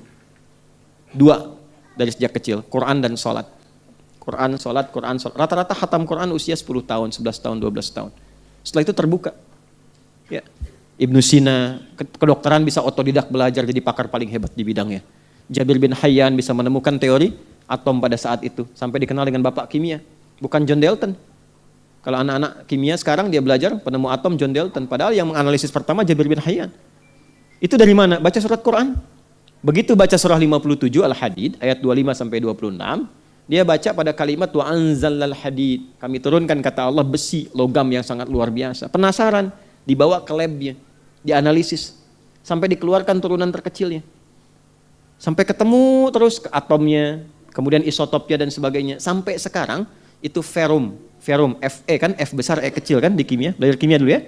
F besar, E kecil, Fe, kan nomor atomnya 26 kan? Ya kan? Terus ada isotop yang menjaga atom kan, supaya atomnya stabil kan? Isotopnya kan 55, 56, 57, 59 kan? Dan yang paling stabil 57. Quran surah 57 ayat 25 sampai 26. Gitu. Dan banyak sekali kalau kita mau jujur, mau adil, silahkan keluarkan.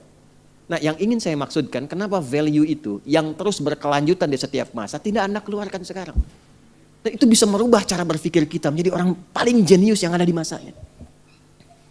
Islam itu membuat kita cerdas. Berislam itu pintar, cerdas, berkemajuan, mencerahkan. Itu Muslim. Sepanjang dia mempraktekkan imannya. Di mana sumber iman itu? Quran. Maka kembalilah ke Quran.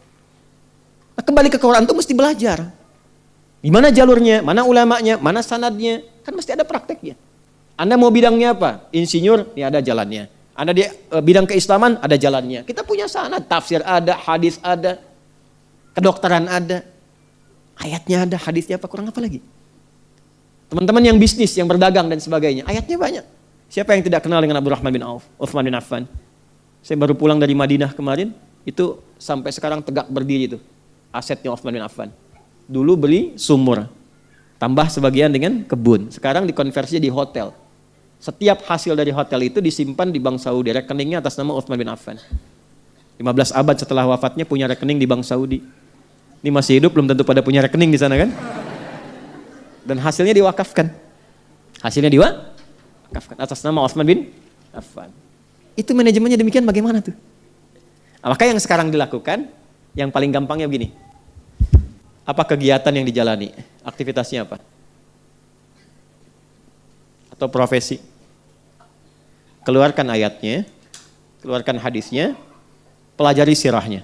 Sirah itu sejarah perjalanan orang-orang dulu yang pernah sukses mempraktekkan itu. Dan kita punya itu, dan ada kitabnya, ada bukunya. Zaman di masa Nabi siapa? Pasca kehidupan Nabi siapa? Sahabat, tabi'in. Setelah itu masa-masa pertengahan, urutkan. Itu kurikulumnya terwariskan. Kalau kita mau jujur dan jeli, semua mereka merujuk pada kurikulum yang sama. Memberikan value, nilainya yang dipraktekkan. Itu yang kita bawa. Dan gak ada satu bagian kehidupan pun yang tidak ada petunjuknya, gak ada. Nah, baca Quran itu mesti begini. Kalau cuma kita baca, tiap hari khatam sekian, bagus. Dapat pahala dari bacaan. Tapi tidak mendapat petunjuk untuk diamalkan. Pahala dapat untuk membaca. Tapi petunjuk berkehidupan kita nggak dapat bagaimana bersikap. Ibu bagaimana berpenampilan?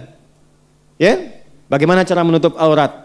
Bagaimana berpenampilan yang baik? Bagaimana menjaga kehidupan supaya tenang di rumah tangga, di pergaulan dan sebagainya. Kita yang laki-laki juga demikian. Semua ada di sini. Nah, itu yang dimaksud dengan meyakini Quran dengan sepenuhnya. Perintah Al-Quran untuk meyakini kebenaran semua yang terkandung dalam Al-Quran. Itu yang dimaksudkan itu. Jadi bukan cuma sekedar saya yakin kok firman Allah. Al-Quran itu benar. Sampai di situ bagus. Tapi kalau ingin lebih baik, yang dimaksudkan itu ini. Jadikan hudan dalam kehidupan kita. Siap insyaAllah? Ya, alhamdulillah kemarin di Jeddah saya dapat undangan dari pusat kajian Hudal Quran. Dan kita alhamdulillah sepakat juga untuk bekerja sama, ingin membuat satu pedoman yang komprehensif didasarkan riset. Jadi bukan sembarangan. Ya, bekerja sama semua 30 negara, ulama dari 30 negara, levelnya dokter semua. Itu akan membuat satu kajian riset mengeluarkan semua tematik dalam Al-Quran. Nanti dibentuk sebuah tema-tema jadi pedoman berkehidupan. Insyaallah kita akan mulai. Kemarin saya diterima di Jeddah, ya ada namanya Dr. Yasin, beliau pernah jadi dekan di Ummul Qura, sekarang mengepalai itu dan kita bekerja sama. Risetnya ditampakkan nih hasil risetnya, sedunia ada. Ya, dan kita akan terlibat di situ. Jadi dibuat untuk bimbingan sedunia Islam yang akan dipraktekkan. Ya, itu berita baiknya oleh-oleh yang mungkin bisa kita bawa. Nanti selebihnya saya sampaikan di akhir. Jelas sampai sini? Baik. Yang kedua, mungkin 5 menit saya tutup, kita diskusi sejenak. Setelah itu saya simpulkan di akhir. Kan belum selesai kalimatnya ya? Dari 5 kan baru 1 poin kan? Nah 1 poin kan penjelasannya baru setengah ya? Nah setengah lagi. Tadi yang terakhir meyakini adanya kehidupan setelah kematian. Baik. Pelan-pelan, ini paling penting nih. Biasanya kalau penting, setan bikin kita nggak betah. Lihat ini, ya. Lewat apapun. Yakin akan meninggal nggak? Saya ulang, yakin akan meninggal nggak? Oke, kalau itu sudah pasti ya, dan dihadapkan pada kita semua petunjuk dan pembuktiannya. Bahkan kesini pun kan lewat pemakaman, ya kan? Tadi saya tanya sama staf saya udah pesen ini belum gitu kan. Lokal belum gitu kan. Baik, tapi kita nggak bisa pastikan. Nah, yang terbesar pertanyaan tuh ini, yakin nggak ada kehidupan setelah kematian? Pertanyaannya, bagaimana membuktikan keyakinan itu? Tuh. Menguatkan keyakinan itu bagaimana? Tahu dari mana ada kehidupan setelah kematian? Quran. Udah baca ayatnya? Tuh. Ya. Kalau sampai pada level iman, mesti jadi kajian. Supaya jadi kurikulum kehidupan untuk persiapan. Kalau kita nggak keluarkan itu, nanti amalannya standar aja. Sholat ya sholat, biasa aja. Dipanggil sholat, gak dipanggil nggak sholat. Ya betul kan? Ya kan? Tapi kalau orang sudah punya motivasi, sudah punya gambaran, saat dipanggil ini yang pokok. Nggak dipanggil, ini menu yang lain. Dan dia tahu apa yang harus dia siapkan. Nah, sekali lagi, alhamdulillah dan kita bersyukur hanya di Islam yang menampilkan kurikulum kehidupan pasca kematian. Anda silahkan kaji di buku manapun. Ada nggak penjelasan terstruktur gambaran kehidupan pasca kematian? Siapa yang bisa jelaskan itu? Manusia kan nggak ada yang pernah meninggal balik lagi menjelaskan. Nggak ada kan? Yang paling bisa menjelaskan adalah pencipta segalanya. Ya kan? Nah, ketika di Quran dijelaskan keseluruhannya, ini menunjukkan Quran itu firman pencipta, firman Allah. Ya, kalau bukan firman Tuhan, firman Allah, nggak mungkin bisa menjelaskan itu dengan runtut. Karena belum pernah ada manusia ke situ balik lagi membuat buku misalnya, atau menjelaskan dalam sebuah karya dengan terurut. Mustahil. Nah, ini dulu yang harus kita yakini. Kalau kita sudah yakin, dibuktikan keyakinan itu untuk menguatkan iman kita. Kalau nggak pakai ilmu, iman nggak kuat. Nggak kuat. Asyhadu an la ilaha illallah, asyhadu anna Muhammadar Rasulullah. Kata Quran, fa'lam annahu la ilaha illallah. Quran surah 47 ayat 19. Kamu belajar ilmu ya, kata Allah, cepat belajar untuk menguatkan syahadatmu. Kalau nggak pakai ilmu, nanti ditukar sembako, pindah. Ini nggak percaya. Kejadian beberapa tempat. Tukar sembako, pindah. Sekarang lebih murah lagi. Aku mencintaimu, pindah. Pindah. Ditukar loh dengan sesuatu yang sangat murah gitu. Dan setelah itu selesai meninggal. Ya, dan biasanya hidupnya juga penuh dengan problem itu. Biasanya. Balik ke sini. Nah, bagaimana cara menurunkan konsep keimanan itu, kehidupan pasca kematian, yang melahirkan kurikulum, yang kita pedomani, kita tarik jadi kurikulum kehidupan. Contoh begini. Maaf sedikit ya. Siapa yang mau bantuin Ustadz? Nah, alhamdulillah. Pegang, berdiri dulu. Nah, geser kanan, geser. Nah, naik ke atas sedikit tangannya. Nah, yang boleh hapus. Bismillah dulu. Ah, alhamdulillah. Namanya siapa saya? Siapa? Badar, Masya Allah. Ini Uhud.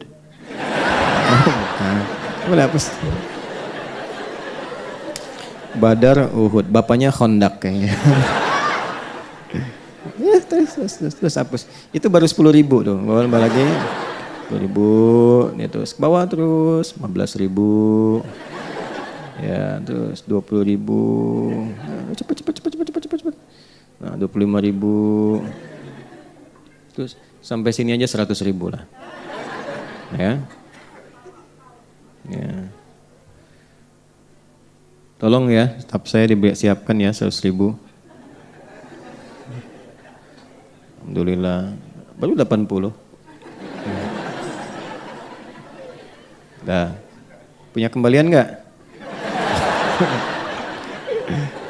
Nah, tawakal aja dulu ya. Duduk dulu, insya Allah habis pengajian ya. Oh, namanya siapa?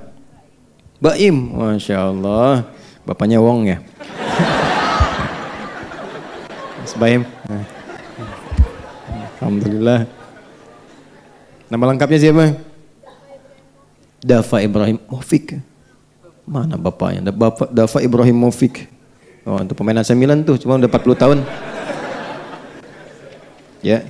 Pernah di Inter Milan, tarik ke Juventus, di AC Milan. Ya, pelatihnya Mourinho dulu. Ya, tanya sama bapak tuh. Balik sini, yuk. Kita kurikulum, naikkan sini. Kurikulum. Pasca kematian. Pasca kematian. Sampai ke ujung. Ujung yang tidak ada sekatnya lagi disebut akhirat namanya. Jelas ya? Ujung yang tidak ada sekatnya disebut apa? Akhirat. Wabil akhiratihum yakinun. Pelan-pelan. Tadi kan kita yakin setelah wafat itu ada kehidupan kan? Ini harus terpatri nih. Sebab kalau orang tidak meyakini ini, maka dia merasa hidupnya untuk dunia saja.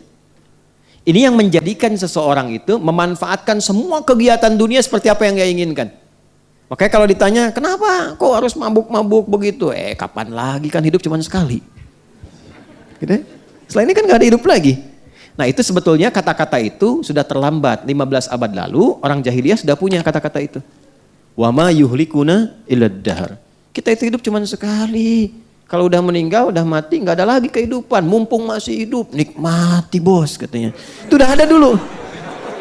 Kalau ada yang begitu, jahiliyah tuh. Ya, terlambat dia. Ya, barangkali nasabnya Abu Jahal tuh dari atas tuh.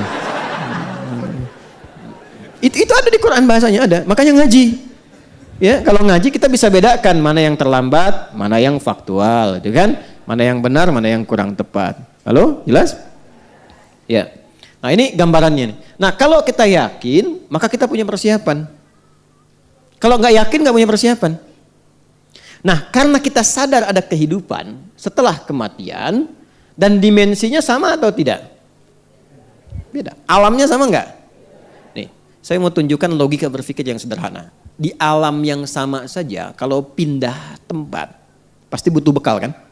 Ya. Anda dari rumah ke sini, kalau nggak ada bekalnya bisa nggak ke sini? Gak mudah.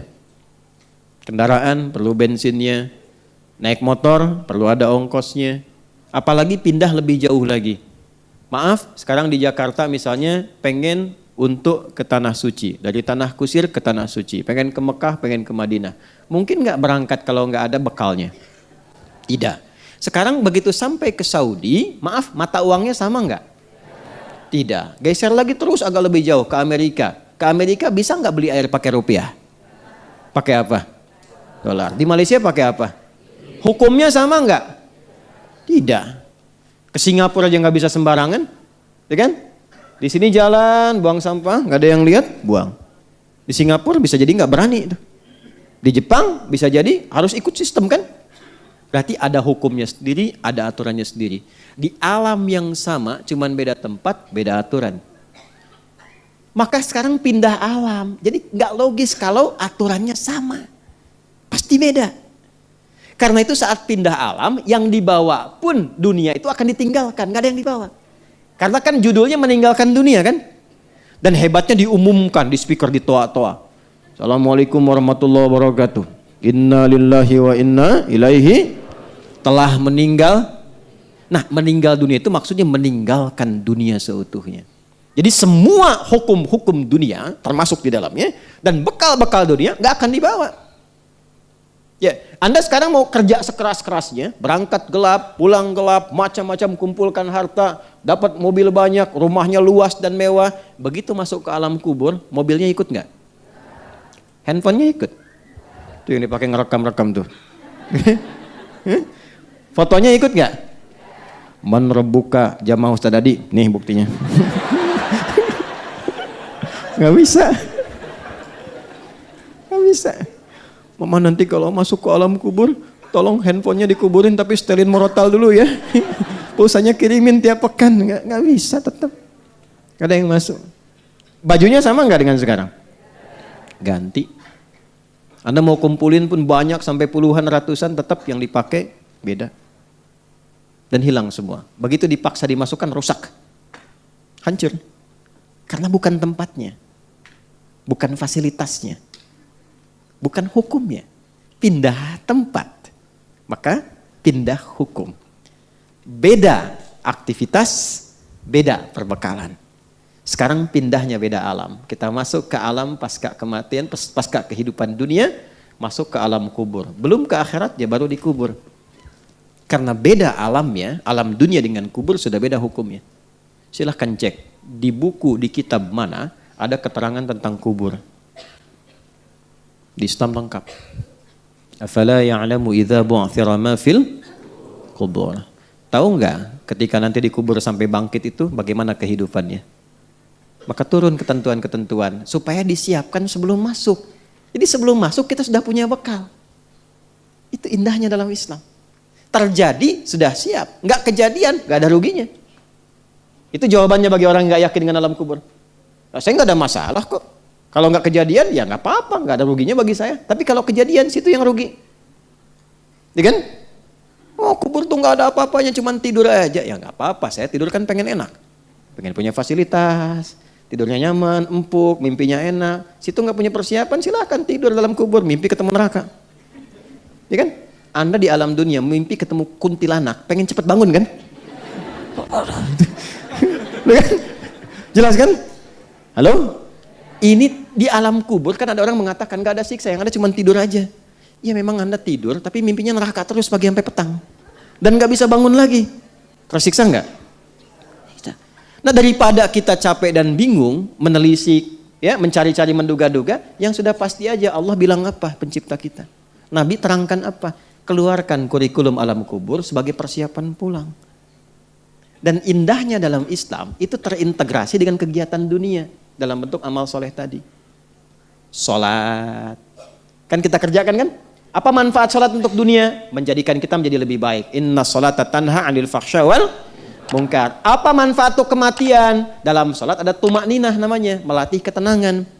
Tumakninah itu dari bahasa itma'anna yatma'innu, melatih jiwa untuk tenang. Jiwa bahasa Arabnya nafas. Jiwa yang dilatih tenang, maka punya sifat jiwa yang tenang. Dalam bahasa Arab disebut nafsul mutmainnah. Nah latihan sholat kita tumakninah ruku, tumakninah dalam sujud, membentuk nafas mutmainnah. Apa manfaat nafas mutmainnah untuk pulang?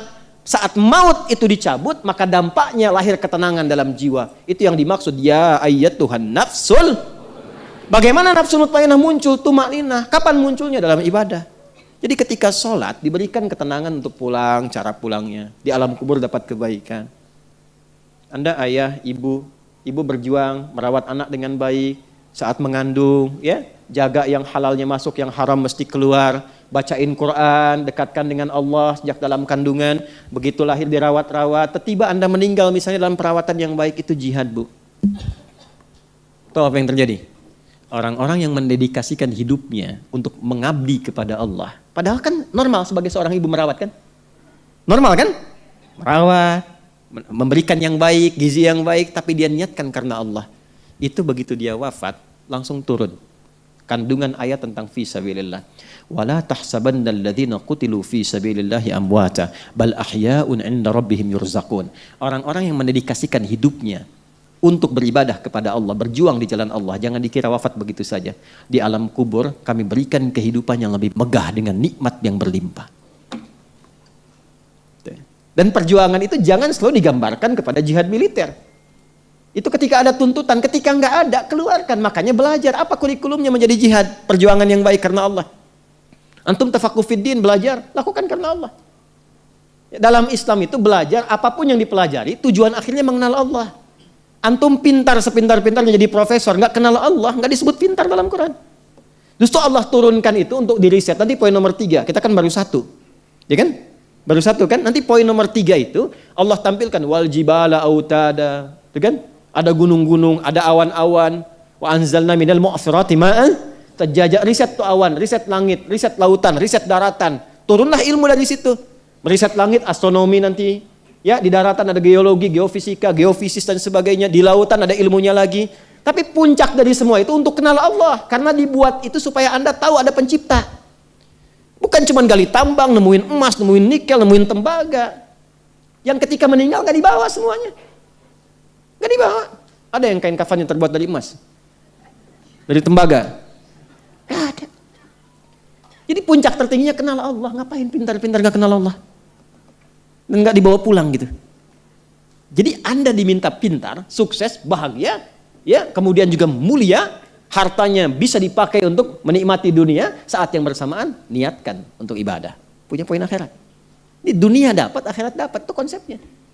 Dan tidak meninggalkan dunia. Karena ayatnya berbunyi, Rabbana atina fid dunya wa fil akhirati wa qina. Itu ada keseimbangan. Karena kita yakin kehidupan akhirat, maka turunkan kurikulumnya. Maka di sini ada kurikulum Quran. Pendahuluannya Quran surah kedua, ayat 153 sampai 157.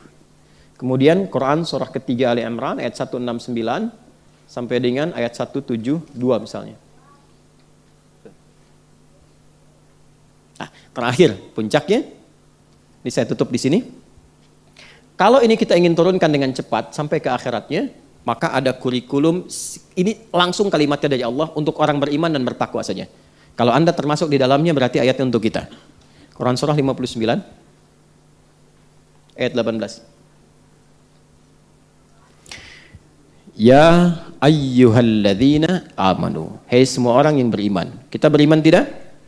Insyaallah ya, berarti masuk ya dalam ayat ini ya. Ittaqullah, bertakwalah kepada Allah. Kita termasuk golongan takwa insyaallah. Kalau ya, kita berusaha untuk bertakwa. Perhatikan. Wal tanzur nafsum ma qaddamat. Hendaknya setiap personal, setiap diri yang merasa beriman dan ingin meningkatkan takwa, maka buktikan dengan memiliki program hidup li ghad. Ghad di situ maksudnya sampai akhirat. Jelas? Bikin kurikulum sampai akhirat. Nah, cara cepatnya turunkan kurikulum akhiratnya ke bumi, lalu tunggangi itu sampai wafat, gampangnya begitu. Nah, akhirat itu tadi saya katakan, ini secara singkat nih saya mau tutup, akhirat itu kan ujung sesuatu yang nggak ada lagi setelah itu. Ini papan tulis nih ujungnya nih. Misalnya nggak ada lagi setelah ini, maka ini akhirat namanya. Akhir dari sesuatu yang sudah pada ujungnya. Kehidupan kita akan berada di satu tempat yang itu ujung dari sesuatu. Setelah itu nggak ada kehidupan lagi. Dunia pindah ke alam kubur, waiting room ya. Makanya disebut barzakh, pemisah, waiting room. Setelah itu kemana? Nah, cuman dua akhirnya. Imma surga, jannah, atau neraka, nar. Yang di sini sementara araf. Orang cerdas, orang sehat pengen kemana? Enggak. Jadi kalau ada orang yang mudah menganggap neraka, ringan mengatakannya, bahkan mengatakan ya nggak apa-apalah di neraka juga, ini ketemu ini juga. Ah, ini menunjukkan bahwa ada sesuatu yang tidak sehat dalam jiwanya. Dan orang yang nggak sehat jiwanya lebih berbahaya dibandingkan orang yang nggak sehat fisiknya. Gitu ya, hati-hati ya. Ya, jadi jangan dianggap ringan nih. Ya. Dah, kita ini aja percepat surga. Saya cepat sekali dalam hadis Nabi digambarkan ini 8 pintu. Ya. Kurang lebih kama qala Rasulullah sallallahu alaihi wasallam fil jannati thamaniyatu abwab. Di surga itu 8 pintu. Ya. Yang dimaksud pintu di situ adalah amal solehnya, berdasarkan amal solehnya. Misal, ada surga yang pintunya dikhususkan untuk orang puasa, namanya Ar-Rayyan. Ada surga yang dikhususkan untuk orang yang rajin tahajud, namanya Babut Tahajud. Ada yang rajin sedekah, Babus Sedekah. Secara cepat, yang tertinggi dari itu semua, yang kita ketahui misalnya apa? Firdaus. Itu tempat yang paling indah, yang paling tinggi, yang sangat luar biasa, yang berkumpul di situ orang-orang terbaik yang kita minta doanya di Quran surah 4 ayat 69. Ada 4 golongan utama. Ya, wa may yuti'illah wa rasul fa ulaika ma'al ladzina an'ama Allahu 'alaihim minan nabiyyina was-siddiqina wasyuhada'i was-shalihin. 4 golongan. Ada orang-orang yang dikumpulkan di satu tempat surga itu orang-orang terhebat yang pernah beraktivitas di bumi. Satu, semua nabi. Semua dari Nabi Adam sampai Nabi Muhammad sallallahu alaihi wasallam itu nabi. Jadi kompleknya sekomplek dengan komplek para nabi, itu elit sekali. Ya, was-siddiqin. Siddiqin itu orang-orang hebat yang jujur dalam beraktivitas karena Allah. Ya, dia jadi pejabat jujur. Kejujurannya karena Allah. Ya, dia pebisnis jujur, nggak mau korupsi, nggak mau nipu, tapi dia lakukan karena Allah. Dan kejujuran itu dibuktikan untuk menjalankan perintah Quran. Nah, itu orang pertama yang membenarkan risalah dari Nabi dan jujur membuktikan itu Abu Bakar. Makanya dikenal Abu Bakar As-Siddiq, membenarkan Nabi apapun yang Nabi sampaikan. Sami'na wa ata'na. Setelah itu wasyuhada, orang-orang yang gugur mendedikasikan hidupnya karena Allah. Ya, dia tidak harus berjuang dalam konteks militer, tidak. Misalnya Anda yang menjadi pebisnis terus jadi hartawan, rajin sedekah, rajin sedekah lillahi ta'ala. Ya, bisa syahid tuh peluangnya. Anda yang di dokter misalnya, Anda yang di perawat, Anda yang macam-macam, silakan lakukan semua karena Allah. Wassalihin, yang keempat, golongan orang-orang soleh. Soleh itu standarnya amal. Kalau ingin mendapatkan yang ini, kita akan bertanya amalnya apa, gitu kan? Nah ini tempatnya disebut dengan Firdaus, maka turunlah kurikulum amalan surga Firdaus. Quran surah 23 ayat 1 sampai 9. Boleh lengkapi sampai 11-nya boleh. Sampai kita temukan ujung ayatnya. Ulaika humul warithun alladzina yarithunal firdausa hum fiha khalidun. Ada orang-orang yang menjadi pewaris surga Firdaus sedang beraktivitas di bumi. Jadi itu disebut oleh Allah sebelum meninggal itu sudah disebut. Ada orang-orang yang menjadi pewaris surga Firdaus sedang beraktivitas di bumi. Dan disebut ini nanti meninggalnya nanti saat ke akhirat masuk surga Firdaus nih. Dia sedang beraktivitas di bumi. Dan kekal di dalamnya. Siapa mereka tuh? Urutkan sampai ke nomor 1.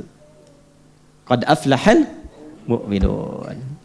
Sungguh sukses dan bahagia insan beriman itu. Iman modalnya.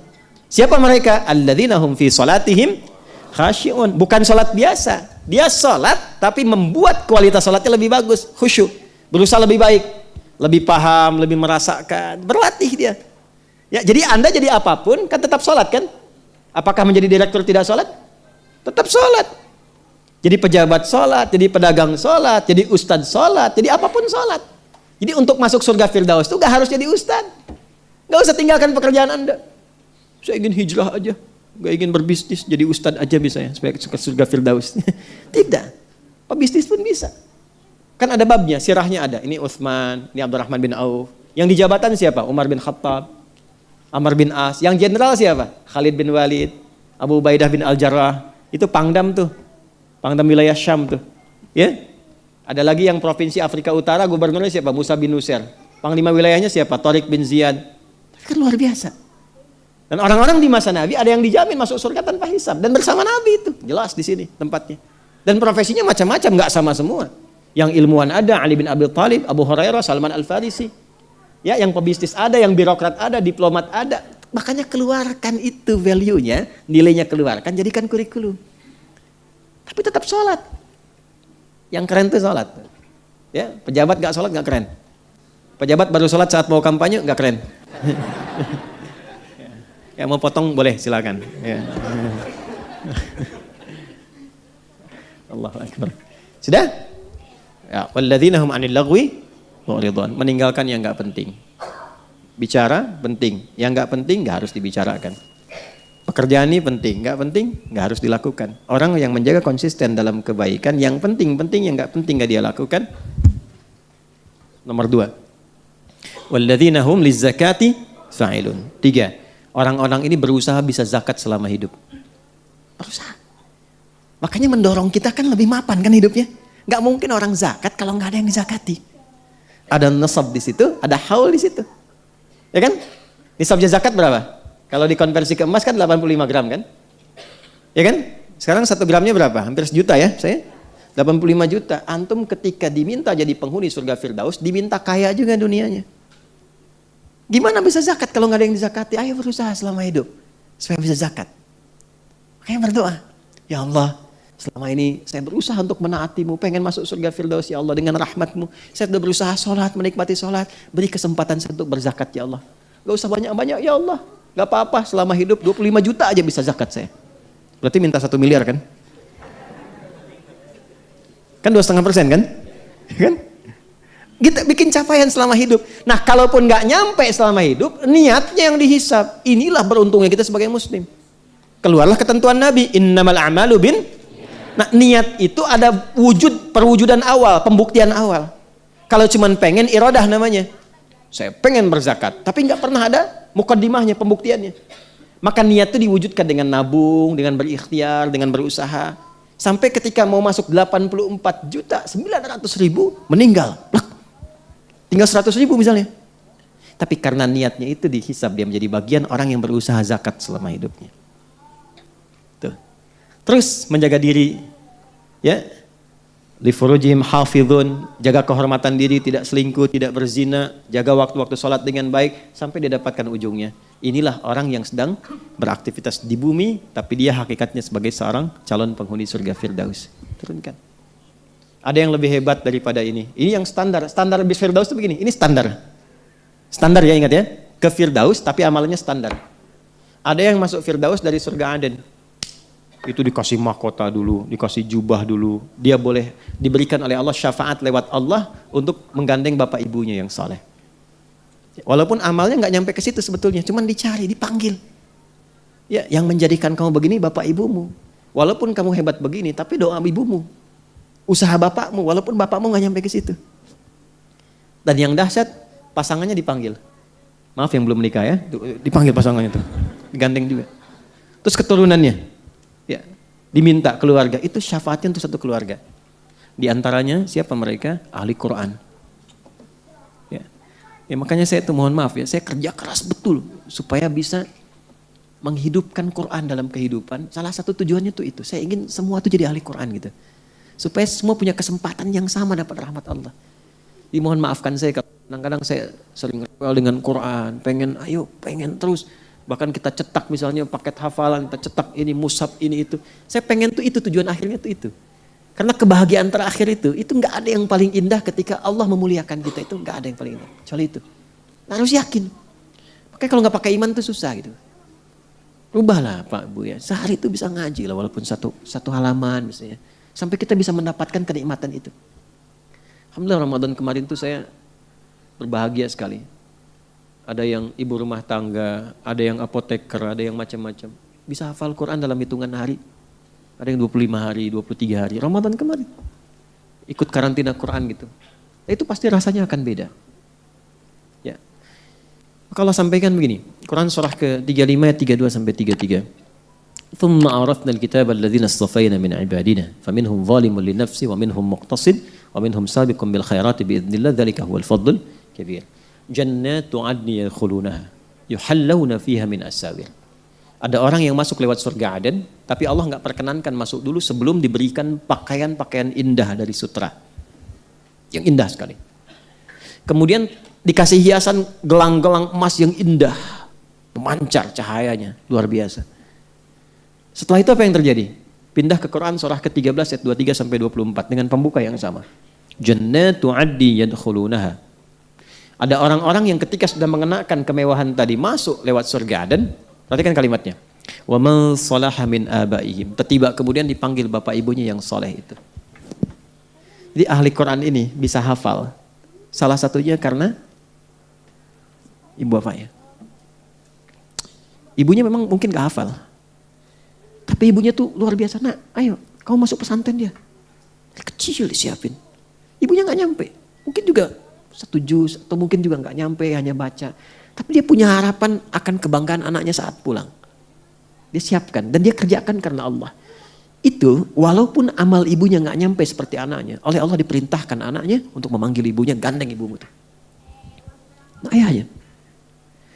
Ya, jangan lihat gini ya, maaf, kaya ataupun cukup itu kan dunia saja. Pada akhirnya meninggal kan. Pada akhirnya meninggal. Dan status di kuburan itu sama. Coba lihat di kuburan saat lewat di Tanah Kusir itu.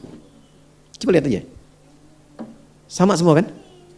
Dari ukuran, dari luar, dari macam-macam. Kalaupun dibikin di luar macam-macam dan sebagainya, tetap aja nggak akan mengurangi keberadaan di dalamnya. Tapi yang membedakan apa? Persiapan hidupnya. Maka ada ayah yang Masya Allah dari kecil. Mohon maaf. Dari anaknya kecil dia siapkan betul. Dia mungkin cuma berdagang, dia petani, dia berkebun dan sebagainya. Tapi dia inginkan punya ada satu kebanggaan yang dia bisa munculkan di akhirat. Yang itu kan di keluarga, masa nggak ada satu yang disiapkan untuk kebahagiaan akhirat? Satu aja. Mesti ada. Nanti siapa yang mau dibanggakan? Udah amal rasanya kurang, terus nggak ada yang dibanggakan di akhirat. Siapa yang mau jadi wasilah untuk syafaat itu? Ngaku umat Nabi Muhammad juga petunjuk jarang diikutin. Ada satu, mumpung masih hidup dah, mumpung masih hidup. Kalau udah wafat tuh semua pengen kembali. Fa asaddaqu aku minas sholihin. Ya Allah, kasih kesempatan sedikit aja. Aku jadikan semua untuk beramal. Sekarang mumpung ada. Nah, jadi saya harapkan dari sekarang tuh kita mulai sedikit-sedikit, 1 halaman misalnya. Gak apa-apa, gak harus dipaksa banyak dulu. 1 ayat gak apa-apa, 1 ayat. Sampai hati kita tuh agak dari yang tadinya keras, lembut, makin enak, makin banyak dibaca. Tapi niatkan karena Allah sehingga merasakan kenikmatan yang terasa dengan Quran itu. Itu begitu diberikan mahkota, bapak ibunya dipanggil, di hadis At-Tirmidzi nomor hadis 2915, itu orang tuanya dipanggil. Dan diminta langsung anaknya memakaikan mahkota di kepala kedua orang tuanya. Ini yang paling berjasa itu. Nah, siapa orang tua yang tidak ingin dibanggakan pada saat itu? Nah, dari sekarang disiapkan. Ya, sekali lagi saya minta maaf kalau sering kali rewel. Yuk, ayo Quran yuk, jadi ahli Quran gini. Saya pengen ada momen itu dinikmati oleh semua gitu. Bukan 1-2 orang. Wa azwajihim, pasangannya. Jadi pasangan yang baik, yang memotivasi. Antum berangkat kerja, istri tolong ingatkan dong Pak. Ada morotal ya, setel ya, gak apa-apa Pak. Yang penting bekal kita untuk dekat dengan Quran. Di rumah juga hidupkan, mama jangan lupa ya. Kalau bisa kita pulang tuh kita setoran walaupun satu ayat saling mendengarkan. Dan itu kenikmatannya akan indah. Di rumah tangga lebih tenang, lebih enak. Dan jauh dari masalah itu, demi Allah saya katakan. Kalau bisa kita lakukan demikian tuh, maaf bukan kita ya. Maksudnya masing-masing gitu melakukan itu. Ya. Itu lebih tenang. Silakan kalau nggak percaya. Mau subuh itu rajin istighfar. Istighfar, minta ampun sama Allah. Membiasakan jika mengoreksi diri. Setelah pulang misalnya, walaupun cuma satu ayat motivasi, itu lebih tenang kehidupan dan itu indah. Itu katakan indah. Dan sabar. Wa man salaha min abaihim wa azwajihim wa dzurriyyatihim. Enggak nyampe cuman pasangan, sampai ke anak cucu. Tuh lihat ada berapa anak dititipkan.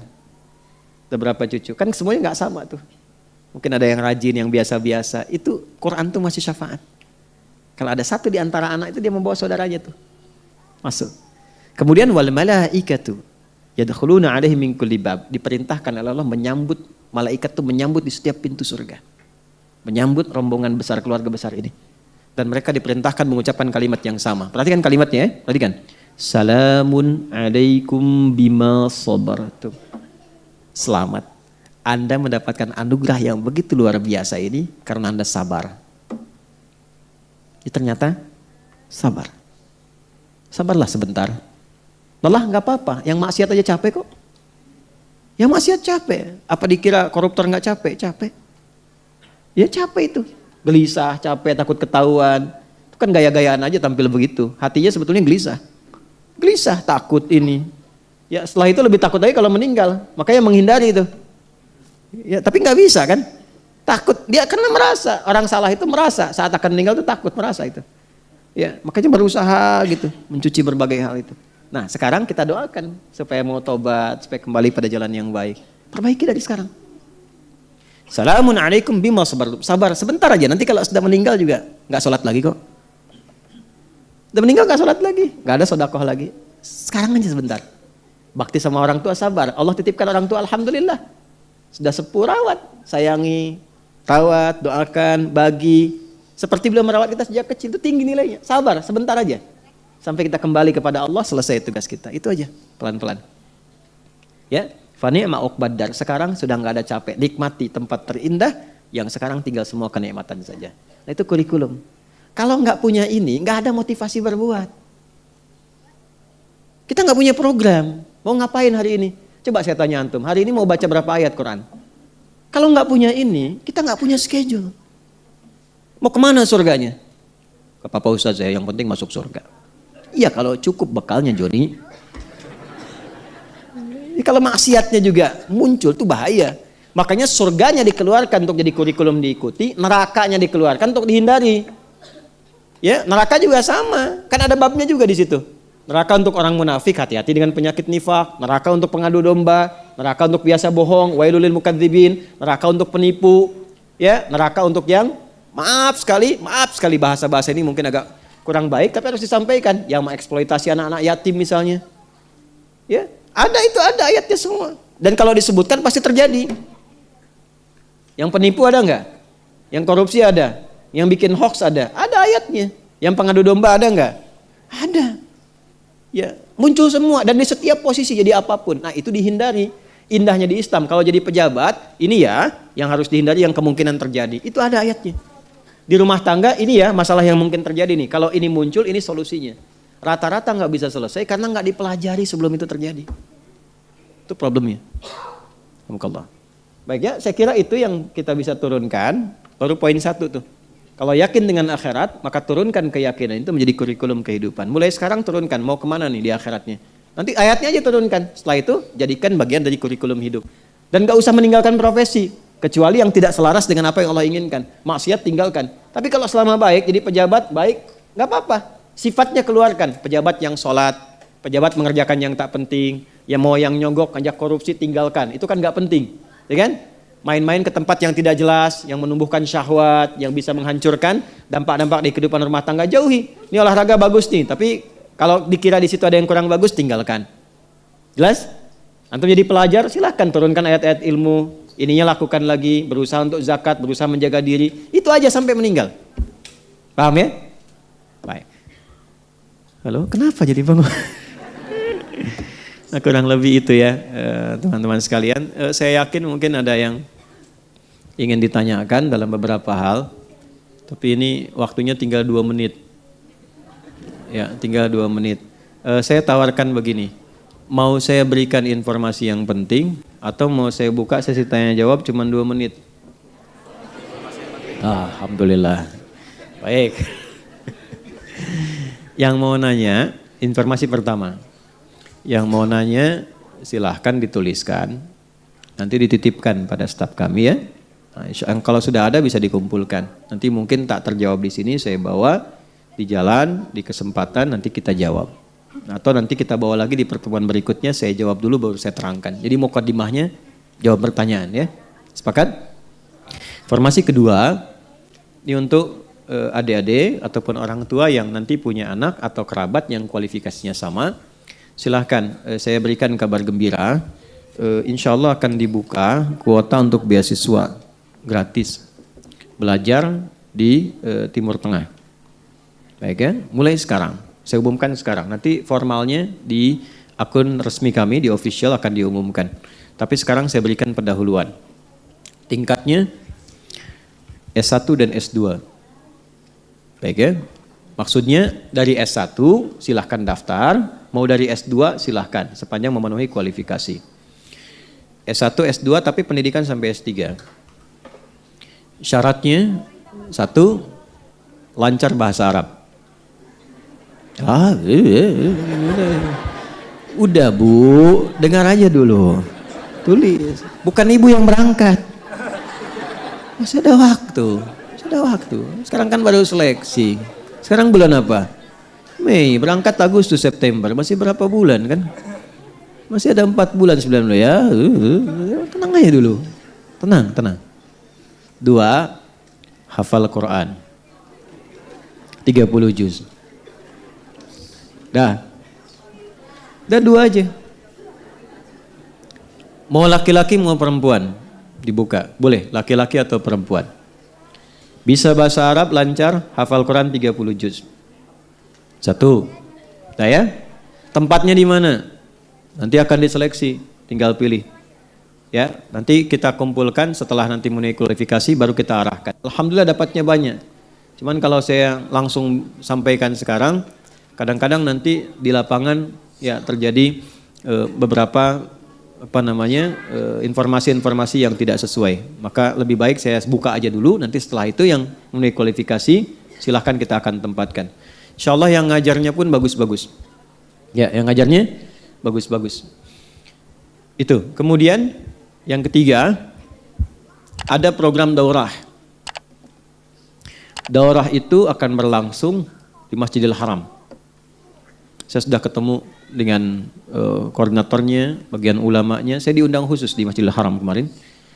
Dan bertemu dengan tokoh dan seterusnya, para masyayikh. Dan kita sepakati ada kerjasama. Nanti untuk pendidikan, sifatnya 2. Ada yang kuliah, setara S1 4 tahun.